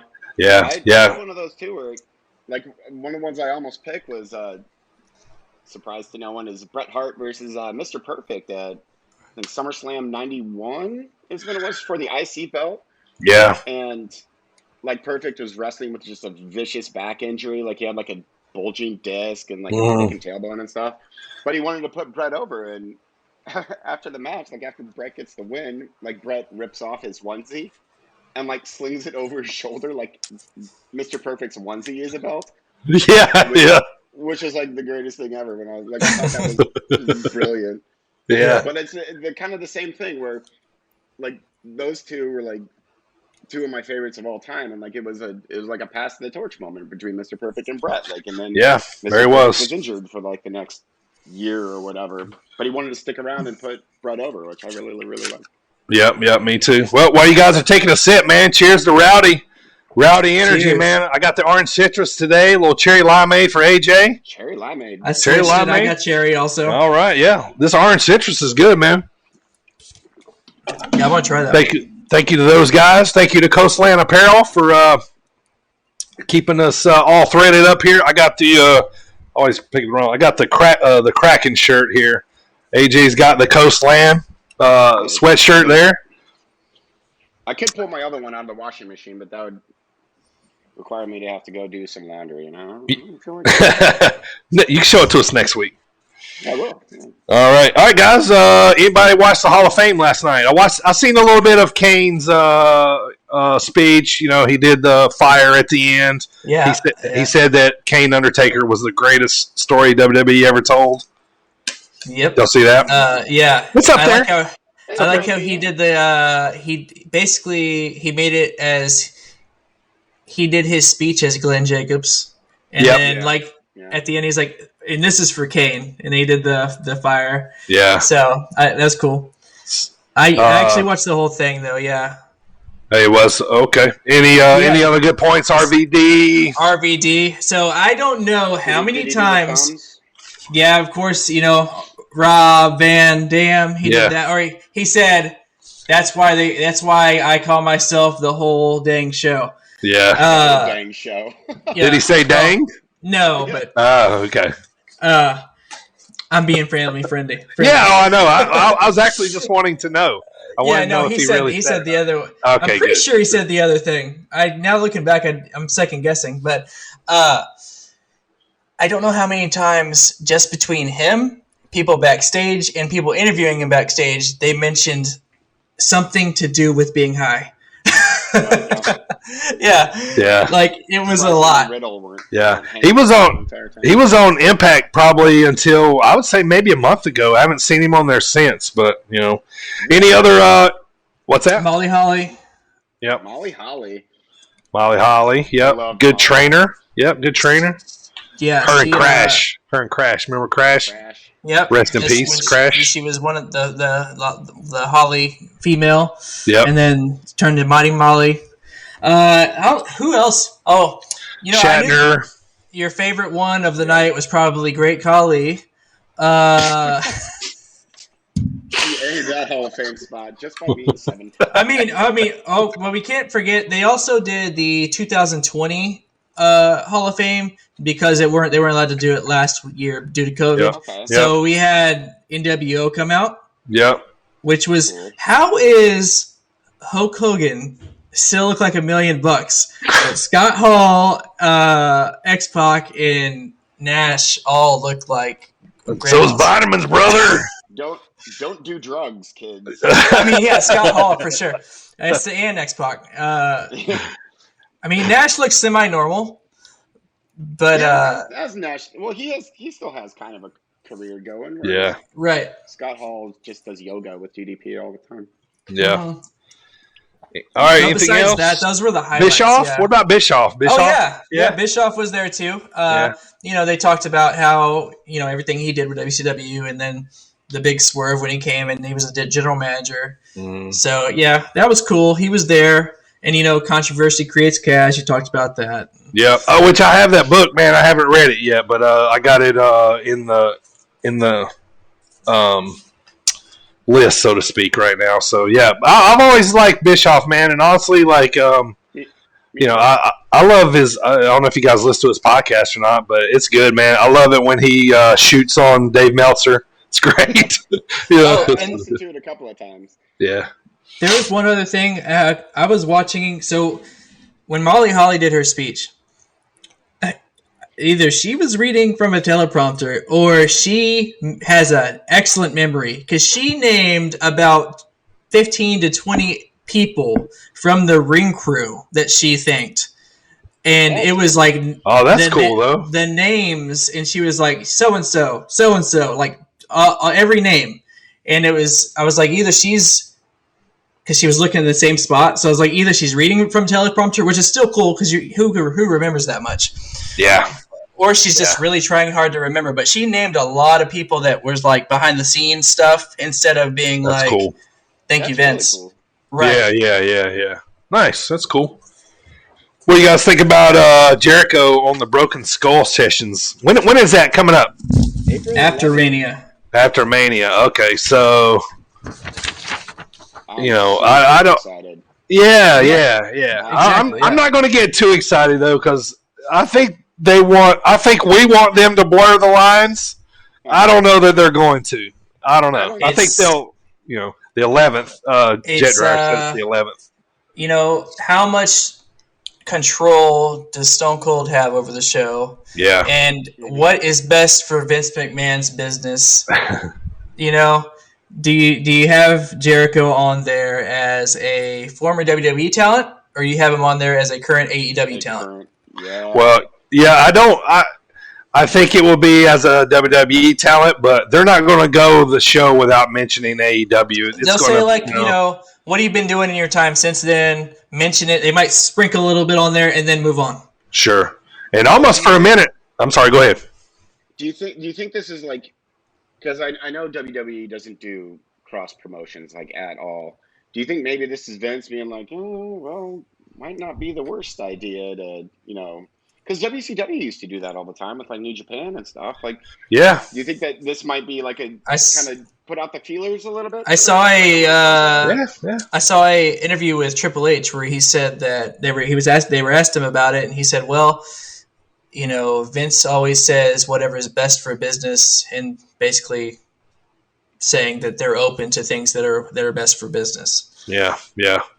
Yeah, and that can mean a lot of things on a lot of different levels, man, So, us as the media or fans, whoever, we'd like to think that there's WWE versus AEW, wars coming back, like Jet Dryer just said. But, you never know, man. It's all about business at the end of the day. And, if they can drum up some, there's people are going to put their spin on it however they want and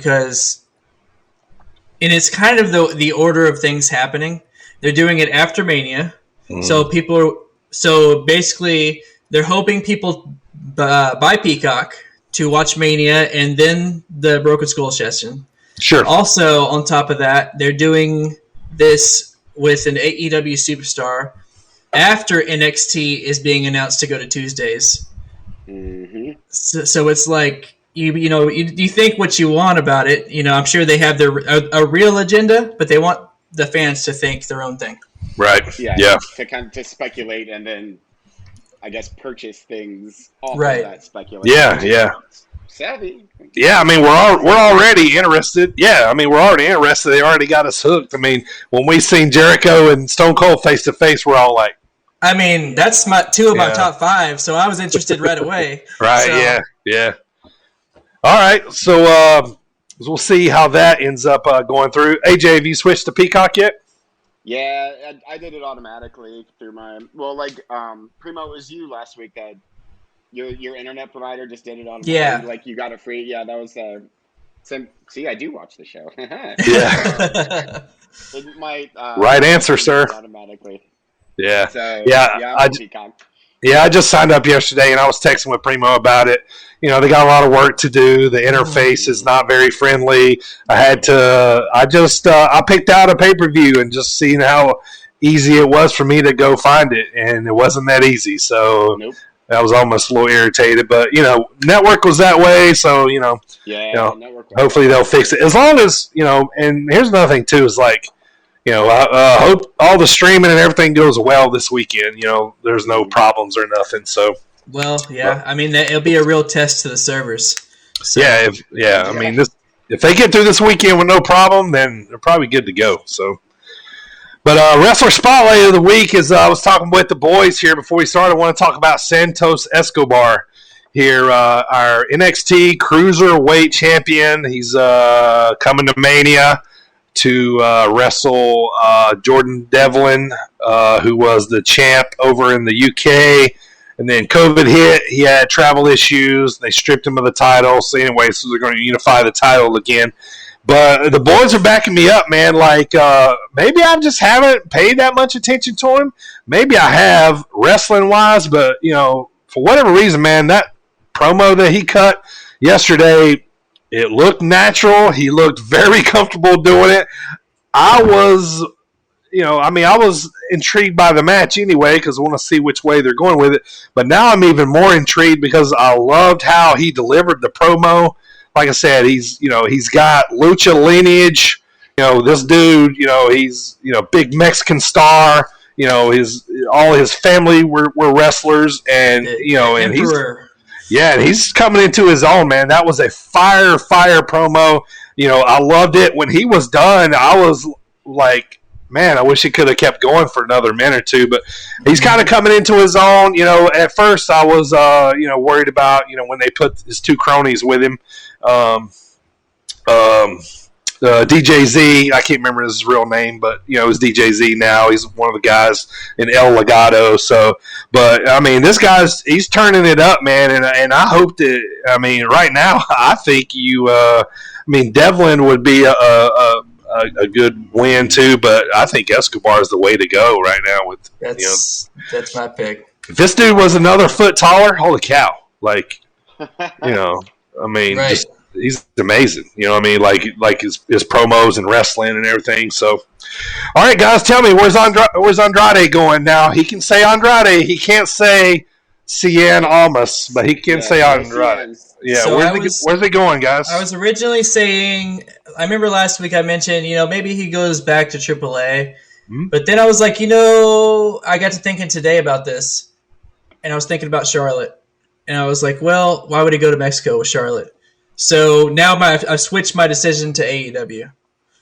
That was mine, because I was thinking New Japan, because I think he would just absolutely kill over in Japan.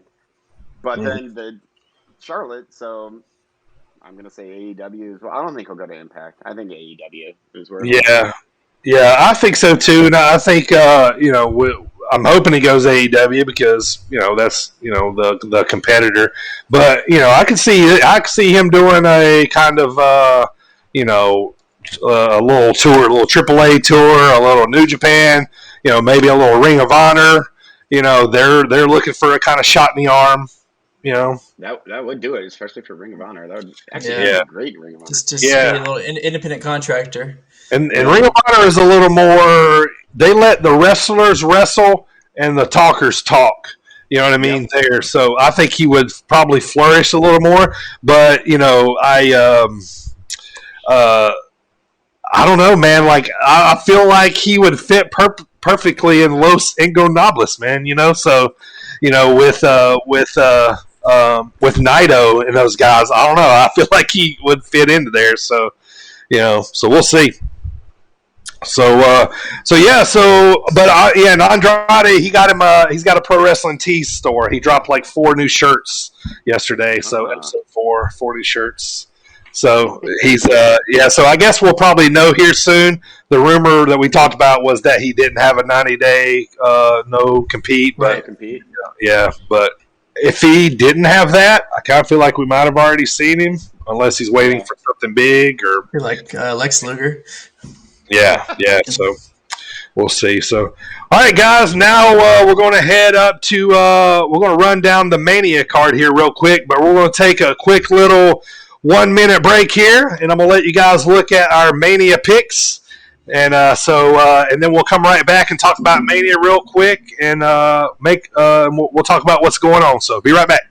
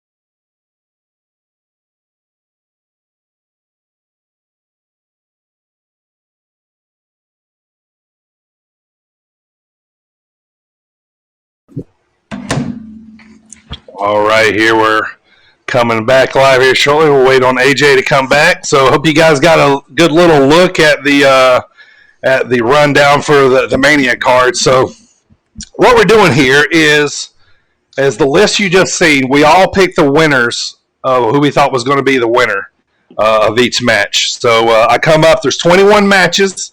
Just so you guys know, I dropped off the 2 Royal Rumble or the Rumble matches, Battle Royals, whatever. I dropped those 2 off, and Primo he let me know that I forgot about the Pete Dunne match. So the Pete Dunne match, who's Pete Dunne wrestling? I forget. Oh shoot. Anyway, we'll come back to it. Yeah, what's going on, man? I can't remember. But I know that I had him winning. yeah. So that match wasn't on there. So next week, what we're going to do is we're going to come back here on our show after Mania.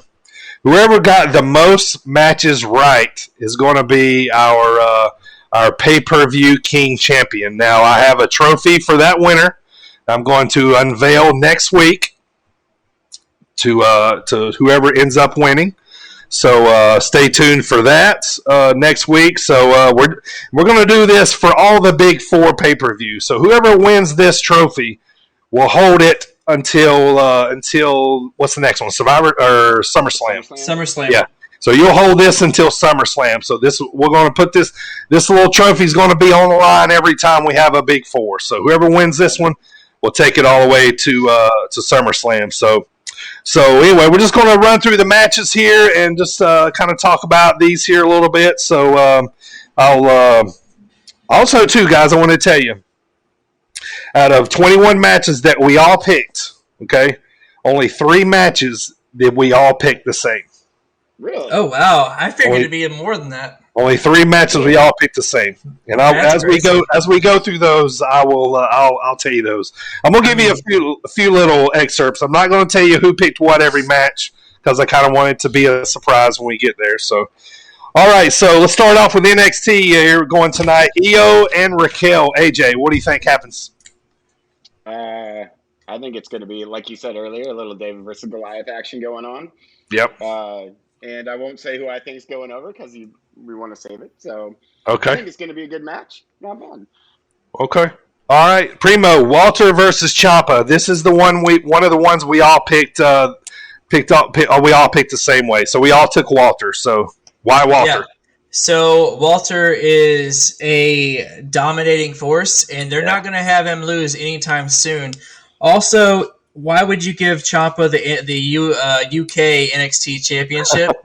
Yeah, but right. I do think this is a chance for Ciampa to. He said he rekindled the black card or whatever. I forget. So yeah, black card. Yeah. So I feel like this is a chance to shave that old man hair. Please, God, shave your hair. That's awful.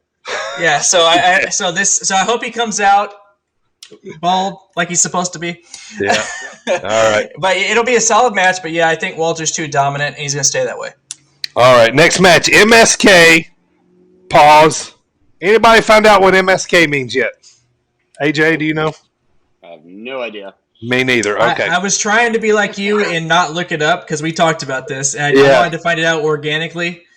Yeah. And I still haven't. And I'm to the point, too, where they always say MSK on the broadcast, and they don't ever actually say what it means. So, but anyway, I'll take this one. MSK, GYV, El Legado. I don't think they're going MSK because, they just won the cup. So I think this will probably be a showcase between GYV and El Legado. I know GYV is the soon-to-be NXT Tag Team Champions. Yep. All right, AJ, Balor Cross, man. So what do you think? I think this might be one of the matches of the weekend for me. I'm a huge Balor mark, always have been. In New Japan when he was, the Demon in NXT. His initial main card run was not the greatest, but he had injuries and stuff. But I can vouch. I've known you for years. You were a Balor fan from the beginning. Uh-huh. Yep. Always have been. But I like his new Prince persona, and I don't think he's losing anytime soon. Like I like Karrion Kross, but yeah. I can see it. I could see it either way, but. Yeah, this is a solid main event. Do they stick with Balor? Do they put the belt back on Cross, who had it before he got hurt? Either way is a great way to go forward. I feel like, yeah, because those two can carry, because they're going to be a bunch of crawl-ups probably, but as long as Balor and Cross are like main eventing, I think NXT is in good shape. Yeah, I agree. Escobar Devlin, Primo. Escobar Devlin. This is a match, probably one of the matches from this whole card that I'm most excited about. In fact, it's one of the matches I'm most excited from now all the way through this weekend. Yeah. And I think Escobar takes it. I think as far as, I think that he will be the one to probably. It'll lean more towards him. It'll look like Jordan Devlin will probably maybe he'll get it. It's a ladder match, They do a bunch of almost type deals. Yeah. So they go up one rung, go up another rung. Worst ever. Oh my gosh! Yeah. I suddenly can't climb a ladder. Right. Yeah. Anyway, 6 inches off the ground. Better reach for. Yeah. Right. I like that they made this a ladder match. That's cool. I like that. Yeah, and. Anyway, I think it'll be a great match, a perfect type of match to try to compete for this championship. So either way it goes, it'll be cool, especially now that Jordan's back over. He can come back overseas after the whole COVID thing. Yep. Either way it goes down, I think it'll be a good match. All right, last two, Gargano versus whoever. We're thinking Dexter Lumis, LA Knight, one of those two. I don't think, I think Gargano comes out with some kind of screwy finish or whatever. I think they got a lot of story left with him and Lumis, and they ain't even started with LA yet. So, and then next one after that, Shotzi Moon versus The Way, Candice LeRae and Indy Hartwell with Shotzi and Ember Moon. I don't know. Shotzi and, they just got the belts. I don't know if they'll take them off of them yet. But, heels win. So The Way just might take this one. And they're associated with Gargano, and the dude does nothing but win pretty much. So, All right. So let's head over to WWE, man. And Pete Dunne versus whoever. Yeah. Is it Wow. Why can I not remember who he's facing? I can't think of that either.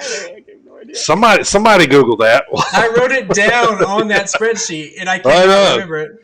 You did. We're all excited for that match, then. Yeah. Yep. I'm actually going to go look here because it's kind of bothering me at this moment. Okay, so Kushida. I was just going to say Kushida, yeah. Yeah. All right. So heading down to the WWE now. Let's go through here. All right. So Lashley McIntyre, AJ. We all picked McIntyre. Oh, that's a surprise. I think that might be one of the gimmies. Yeah. I think you guys are right that it might go on first, just to get that crowd pop that Drew missed out on last year. Yep. I think it's just he deserves it. He does, and I think it's just gonna be two giant dudes beating the crap out of each other. It's a slobber knocker. Does the whole Hurt Business thing become a swerve, and do they actually get involved? I don't think so. If they do, I don't think it affects the finish. No. Yeah. I think Drew goes over. Yeah. Just clean as a whistle. Okay. Primo, next up, man. This is the third and final match that we all picked the same. Bianca and Sasha. Oh, we picked the same one. Everybody went Bianca. I thought we all picked Bad Bunny. That's what I was thinking too. Oh yeah, so four. This was actually a surprise for me. I wasn't expecting this. Yeah. So basically, I don't know how many times at this point Sasha's held the belt, but she is very capable of main eventing night one, and this being Bianca's big first time WrestleMania moment. I think either way, it's going to be an awesome match. Two talented women wrestlers. It can go either way. Yeah. But we all picked Bianca. I think it's because I think she is going to. She's the future. So. Yeah. This is her coming out party. Yeah. Yep. This was Rhea Ripley's spot last year. Should have been anyway. So yeah. All right, so next one, Bad Bunny, Miz. They just made it a tag team match. We all went Bad Bunny. So all right, so I'll take Cesaro and Rollins. I think this one sneakily might be one of the better matches. I think they're going to put on a show. It's going to be a banger at points, and it's going to be a finesse match at points. So they're going to get all their stuff in. We went 2-2. Two of us went Cesaro. Two of us went Rollins. So, all right, AJ. How about the New Day and AJ and Almost? So, I think that they're gonna give New Day as many title runs as they possibly can. Yeah, because they're going for 100. They want them to. So, do they have the record now, or are they still tied for the record? They have 11. And the Hardys had 10, is that right? Or not the Hardys. Dudley's had. I don't know how many they had, but I think they have. They count all of the promotions, so it's like. Yeah. They're right there. If they're like one off, or they're close, they're right very close. Yep. I think that WWE wants the New Day to be the tag team Cena, basically. Yeah. I think they want to give him as many titles as possible, and I think AJ will have. Anytime he has a belt on him, he's great. It doesn't matter what belt it is. Like, as long as there's a belt on AJ, he's fantastic. Yep. And Zeus Jr. over there, I don't know what role he's going to play in the match. I seriously think they're just going to try and knock him down and. Do the Great Khali chop. I hope this is what I want to see. I want to see AJ do the flying elbow, right, where he jumps over, but he lands on Almost's shoulders. And then jumps off his shoulders with the flying forearm. That would be pretty cool. He could easily do that spot. Yeah. Hop up on the rope. Yeah. So there's another match we took 2-2. All right, Primo, Shano, and Braun. Actually, I goofed up again. We all took Braun. I did this very fast, by the way. So so we all took Braun. I think we probably know what we think will happen. What do you think? Yeah. So it's. The whole thing is Braun being bullied. Number one, WWE has the anti-bullying campaign. So they're not, that's one reason why Braun should win. Also, Shane, what does Shane got to have to gain for winning? Nothing. So Yeah, no, he's just going to get his spot in, and exactly. So he's gonna shine Braun up real good. Let him get his spots in. Let him get his hands on him inside that cage. It's gonna look like Braun's in trouble at some point, but stupid Braun. Yeah, Braun will pull it off. You're still stupid. Yeah. I think once he gets his big old paws, once Shane ends up getting these hands, then he'll take the win. All right. Next up, the main event for Sunday night: Roman versus Edge versus DB. Now, nobody picked Daniel Bryan. We went 2-2 the rest of the way, so I think this will probably be the longest match of the weekend. I won't say who I think will win, but I think this will be a showcase of of elevating Roman, letting Edge kind of complete his comeback from the neck surgery. Bryan's there for filler and to and to make the match exciting. Take some bumps off of Edge. What do you guys think, briefly? I think that this will be probably Mania highlight. Like, I think this will be match of entire Mania, just because all three can go. Mm-hmm. I used to, how much I used to despise Roman, but he's a better heel. Just works. Yeah, just works. Like, all three of them can go and will go, and they'll put on a fantastic match, I think. And the fact that you have one heel, one kind of cool heel, and one kind of edgy babyface, I think the dynamic's going to work really, really well, and I think it's going to be a fantastic match. Me too, man. I'm looking forward to this one. I'll be glued to my recliner when the entrance music hits for these guys, man. This is going to be good, man. It's going to be good. I'm looking forward to some goosebumps. What do you think, Primo? Yep. So, do you think that Roman and Edge? So, you think Roman spears Edge and Edge spears Roman, or they both spear Daniel Bryan? They're all going to hand out spears to each other, at least 2 or 3, I think. Yeah. Daniel Bryan, he's going to get the crossface on both of them at some point, So I think there's going to be a lot of false finishes, a lot of near, maybe even a tap out by Roman from Daniel Bryan when those not seen. Yeah, and Edge was distracting the ref again or something. Yeah. And then so Daniel's got something to hang his hat on come Monday. He's like you tapped. Oh, yeah. Speaking of Monday, I know this is the final match. So speaking of Monday, I do have a question. Are they done with the Thunderdome, or are there going to be fans on Monday?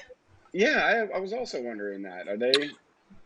As far as I've read and heard, they are putting together a touring schedule that they're supposed to be starting. But I haven't heard anything about fans at Thunderdome. I mean, it might be wrong. I mean, this is the Monday Raw after, so if they're going to do it, if not, yeah, and they're outdoors in Tampa. But at the Thunderdome, they're inside, so that might make a difference. So I don't know, man. Good question. God, I hope so, man. I'm tired of pandemic wrestling. I will say I am super need fans. Super excited for that first match to come out to fans and for them to hear that pop. And it's going to energize all the wrestlers. Yeah. Yeah. I think up and down the card is going to be just all the wrestlers are going to be top form because of that exact reason. Yeah. One of my favorite things, I think it was either last year or the year prior, was Randy Orton just reacting to it was the Raw after Mania. Randy Orton just kept reacting to the crowd. Yeah, to the crowd. That wasn't a thing. Yeah. Right, yeah. Yeah, so that'd be interesting. Jet Dryer's over here. He said double spear to Daniel. Daniel somehow does the yes lock to Roman, but RKO comes out and distracts the ref to recreate RKO. Listen to Jet Dryer over here booking, man. I like it. Oh, that's he's awesome. Trying to take Ziggy's spot. Yeah, he is. All right, next up, I don't know whose turn it is, but somebody jump in. Oscar Rhea, we are 3-1 on this one. I'm not going to tell you which way, but we're 3-1 on this one. Yeah. Oscar Rhea. I think Rhea probably gets her shine, from last week. She's looking a little more emo these days. She is. The black lipstick. Yeah. Like the heavy eyeliner and stuff. And I did see Asuka, the chick from New Year's Day, the band. I don't know if y'all are hip to that, but she's going to be doing her entrance.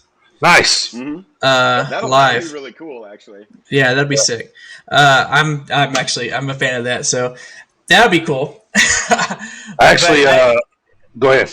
I think that'd also be, as far as women's wrestling goes, that'll be about as physical of a match as they'll allow them to have.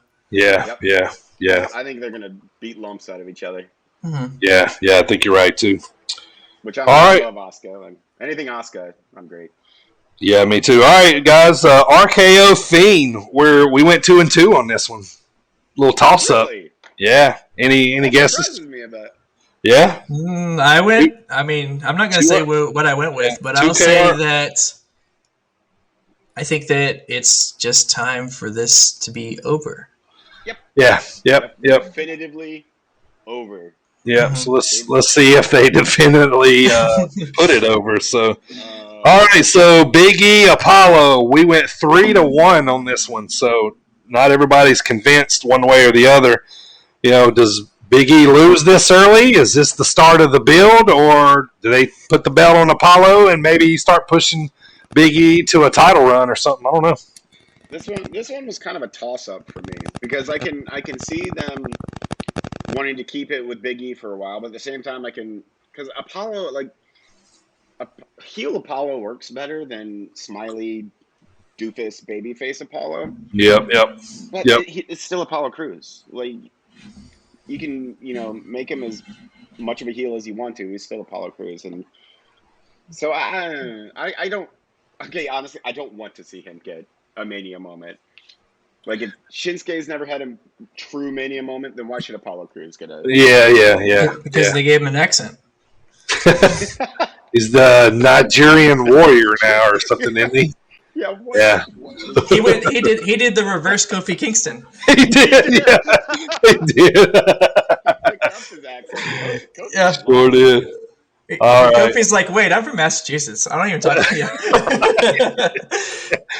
Yeah, I'm just a Bostonian, man. Yeah. All right, next up, KO and Sammy. Man, we know what to expect here. 2-2 on this one, so a little flip. I'm looking forward to this match. Again, like, no matter how many times they, bring these two out, but the fact that they both get, Sammy especially gets a singles, just him and just KO Mania match. I think that's good. Yeah. So I'm looking forward to this one a lot too. Speaking of KO Mania, did you see the shirt? He was sporting his KO Mania shirt. He quietly does that every year. Like, they don't even push the shirt. Like, is it even for sale on WWE Shop? It's always he has his own shirt guy. It said KO Mania 6 or 5 or something. And it was like a vintage poster. Yeah. That's crazy. All right, wrap it up, man. Just a few left here. Riddle, Sheamus. We went 3-1. 3 one way the other. So I don't think this will last very long. I think it'll be stiff. Probably a quick little 7 or 8 minute stiff match. So very stiff. Sheamus has been on fire. Yep. Real quick, Jet Dryer said Big E loses, turning him heel, venturing on his own path, separating ties from the New Day. Kind of like that too. Yeah. Heel Big E. We haven't seen that since he was in the Straight Edge Society when he was Punk's bodyguard. He just starts doing the 5 count again. yeah, like King Kong Bundy. Yeah. Yep. But I don't want to see the New Day disbanded though. No. I don't think that's ever going to happen. I think we could safely bet on that. So, last match on the card that we picked, guys: Ziggler and Rude versus the Street Profits. We went 3-1 on this one. Is it time the Street Profits get the belts back? Not to Ziggler and Rude. Like, I love Ziggler. Like, yeah. Street Profits they're too entertaining. Like, I love when the cups shoot up in the air, man. That's great. Yeah, like, so original. Raining solo cups. Yeah.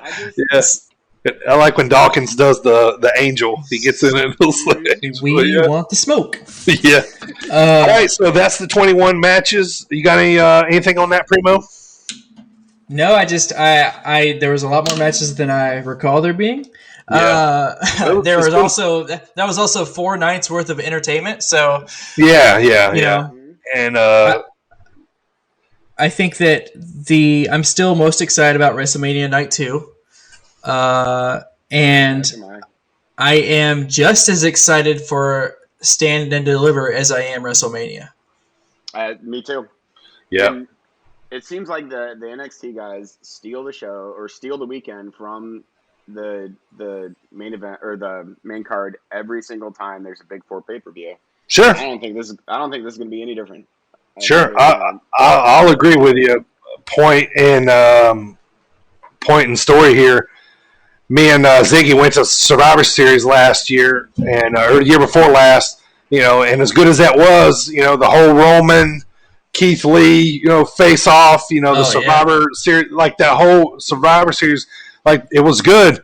But we left there talking about Cole and Ciampa from Saturday night at TakeOver, man. Like, and KO was a surprise. Dakota Kai turned on the girl from Wales in the cage. Y'all remember from watching it, but it always seems like that, man. It always seems like these guys are just hungry and want to put on a show. And that was the War Game surprise with KO. War Game surprise. Yep, that was it. Yep. Yeah, it was very, very good. So those are the 21 matches. I had the guys for a tiebreaker. We picked how long the Bianca-Sasha match would last. I'm not going to tell you times, but I will say this. 2 of us went early. 2 of us went late. I mean, how early and how late? I feel like what I said was kind of late for a women's match. And I think that's the same thing, actually. All right, well, I'm not going to say anything else. Yeah. Okay, I'll tell you guys later. Leave us in suspense. That's good. Hey, Rob, we are just finishing up talking, man. Then we're all going to be watching NXT, so we're just covering what has happened here. So no spoilers if anything has happened. So here we go, heading on down the line, man. Right now, AJ, who's your favorite champion in wrestling? I hate that I'm going to say this so much. Okay. Roman Reigns. Roman Reigns. Okay. He's heel Roman. Like, Eric, I think I texted you this a long time ago. Like right when they turned Roman heel and he was just tearing every show down. And I sent you a message. I'm like, you mean we could have had heel Roman for the past, 6 years and we didn't? Like, I got angry about it because he's killing it. He's just fantastic. Yeah. So, Roman Reigns, favorite champion. Last week I said it was between Riddle and Darby. This week it's definitively Darby. Really? Yeah, I think I just don't. First of all, I like Roman Reigns as a champion. I don't care for the Universal Championship itself. I never have. Okay. Yeah, that's a good point. But I do. I like Darby Allin. I like what he's doing right now. It's just I like mid card championships. Yeah. Like 2 weeks ago I said Big E. But right now it's Darby. He's starting this feud with Money Matt, so that'll be interesting. I'm still going to stay, with Omega. I've been there. I'm going to stick with him right now, and this might change after Mania. But I love him. The whole relationship with New Japan, and they're working with Impact. All these guys are getting on everybody's shows, and I think Omega has a lot to do with that. Him as champ means a lot of different avenues they can take. He's becoming a belt collector. Yeah, he is. And I love it, man. They're slowly, like he's already getting back into the cleaner, the from New Japan. But I think he's going to start really laying into it here shortly. He's still got to get the toothpick in the mouth. Yeah, Yep. Bang!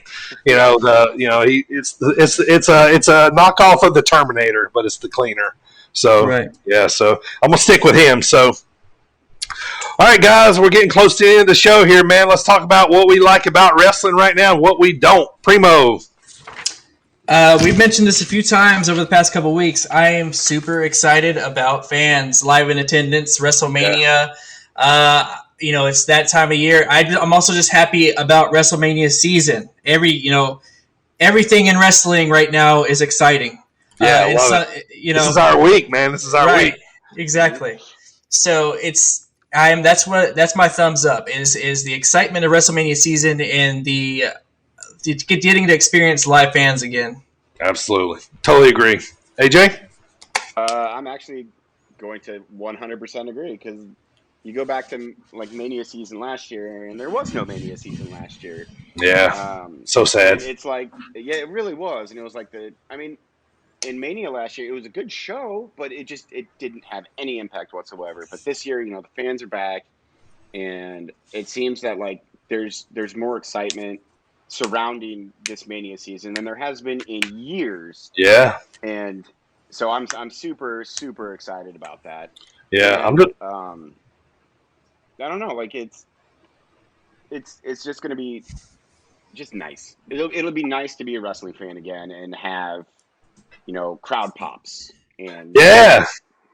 Like you never realize how much that impacts like your experience with it until it's gone. And then right, exactly. It's just weird. You never realized you took fans for granted until they weren't there.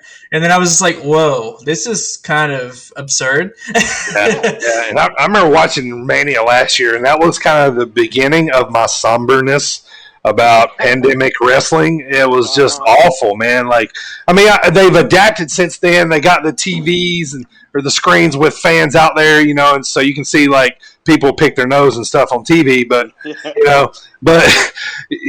and they've adapted since to it, but it was just, that was a start. So yeah, I'm going to add on to that. And, I've been down on pandemic wrestling since the beginning, but yes, man, finally some fans, some excitement. I feel like we're redoing last year and putting this year kind of together. And like, to me, that kind of shows with them breaking it down into 2 days. It's like, okay, we missed last season. Let's really do it, or last year. Let's really do it up this year. Break it down into 2 nights. We can have more matches. Everybody can be showcased more. Wrestle in front of live fans. So, I think we're all in agreement on that, man, for sure. Plus, I do love that they split it into 2 nights because, like, if you bring back, like, live wrestling again and you have a 9-hour show with 13 matches, 14 matches on the card, it's going to lose half of what it's intended to do. Very good point. Right. Really smart to split it into 2. Very, very it's good like, point. I think they said 25,000 in attendance, and I think that 25,000 is going to sound like dang near 75,000. Yep, I think so too. Yeah, for sure. All right, guys. So moving on, man. Let's talk about next week's show. But before we do, man, thanks everybody for chatting along with us here tonight. If you guys are new, we drop the pod here every Wednesday night. We talk about all kinds of wrestling. If you've been watching, you've seen here. So, but if anybody out there in the chat, man, if you guys would like some official Sit Down Marks stickers, I'm giving some away. Just message me on Twitter or Facebook there on my page right there on the front, and I'll send you out some free stickers. So let's talk about next week. So we're going to come back. AJ is going to join us again next week. Thank you, sir. Appreciate AJ being here. He's going to be back here with us next week. Next week, the Dropkick discussion, our main topic, we're going to talk about our favorite match from Mania this year. I'm going to unveil the trophy and the winner of our contest of our Mania picks. So stay tuned for that. And then if we're going to be talking about our favorite matches, should we just talk about the Bad Bunny match like right now? We probably should just go ahead and get it out of the way. That's definitely going to be our favorite match. I'm not going to watch. Does he do a shooting star press? And he lands it like Brock did. Like Brock. Yeah. No, he's gonna do it. No, he's gonna do a frog splash because it's gonna be like the bunny hop or something. It's gonna be like book it right now. Yeah. So, but also next week, guys, I'm going to introduce a new segment of the show, and we're all going to take turns on this. But this one's going to be called a random wrestling story. And to kind of kick this all off, I'm going to tell the story next week of how I ruined Mick Foley's gimmick at an indie wrestling show. So I'm going to show you guys the video. Take a good little watch. You'll see him at the end. He points to me, and then we'll talk about it. So I might even let it run twice. Okay, so all right. So here's the video. I'll talk about it next week, but here's the video. Take a look. On either side. It's out of line. Sacco! Sacco! Yeah! One on either side. It's out of line. Sacco! Sacco! Yeah! One on either side. It's out of line. Sacco!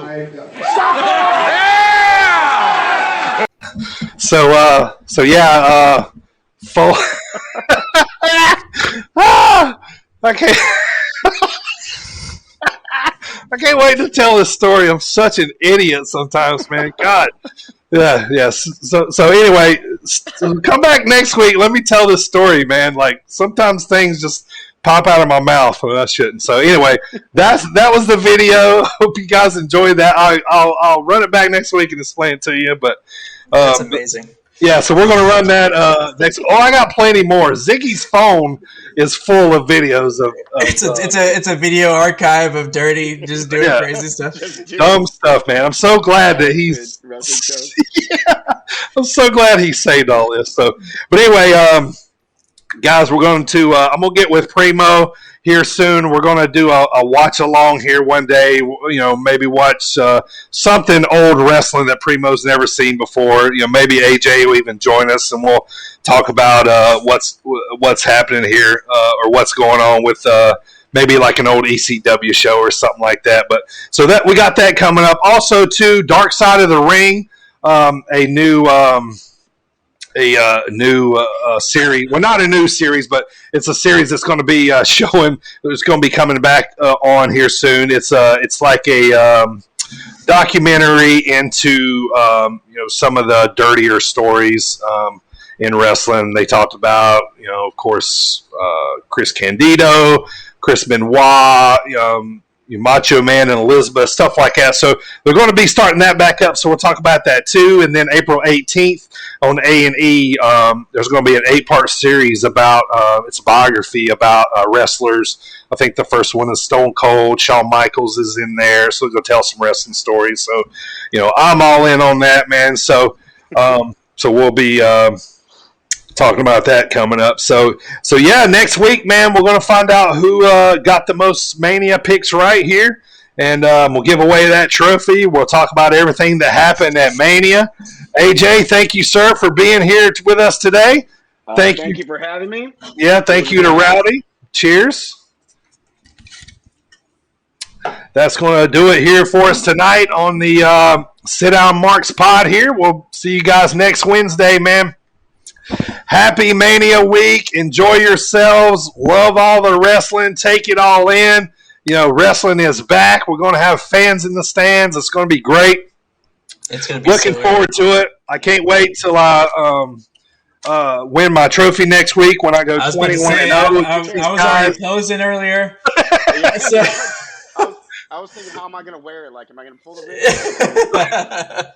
Like old school and actually strap it. Right. Well, when I show you the trophy, I don't know that you'll want to wear it, but the significance of it being at your home is going to put you on another level if you win this one. So I'm excited for this. Yeah. Oh yeah. Yeah.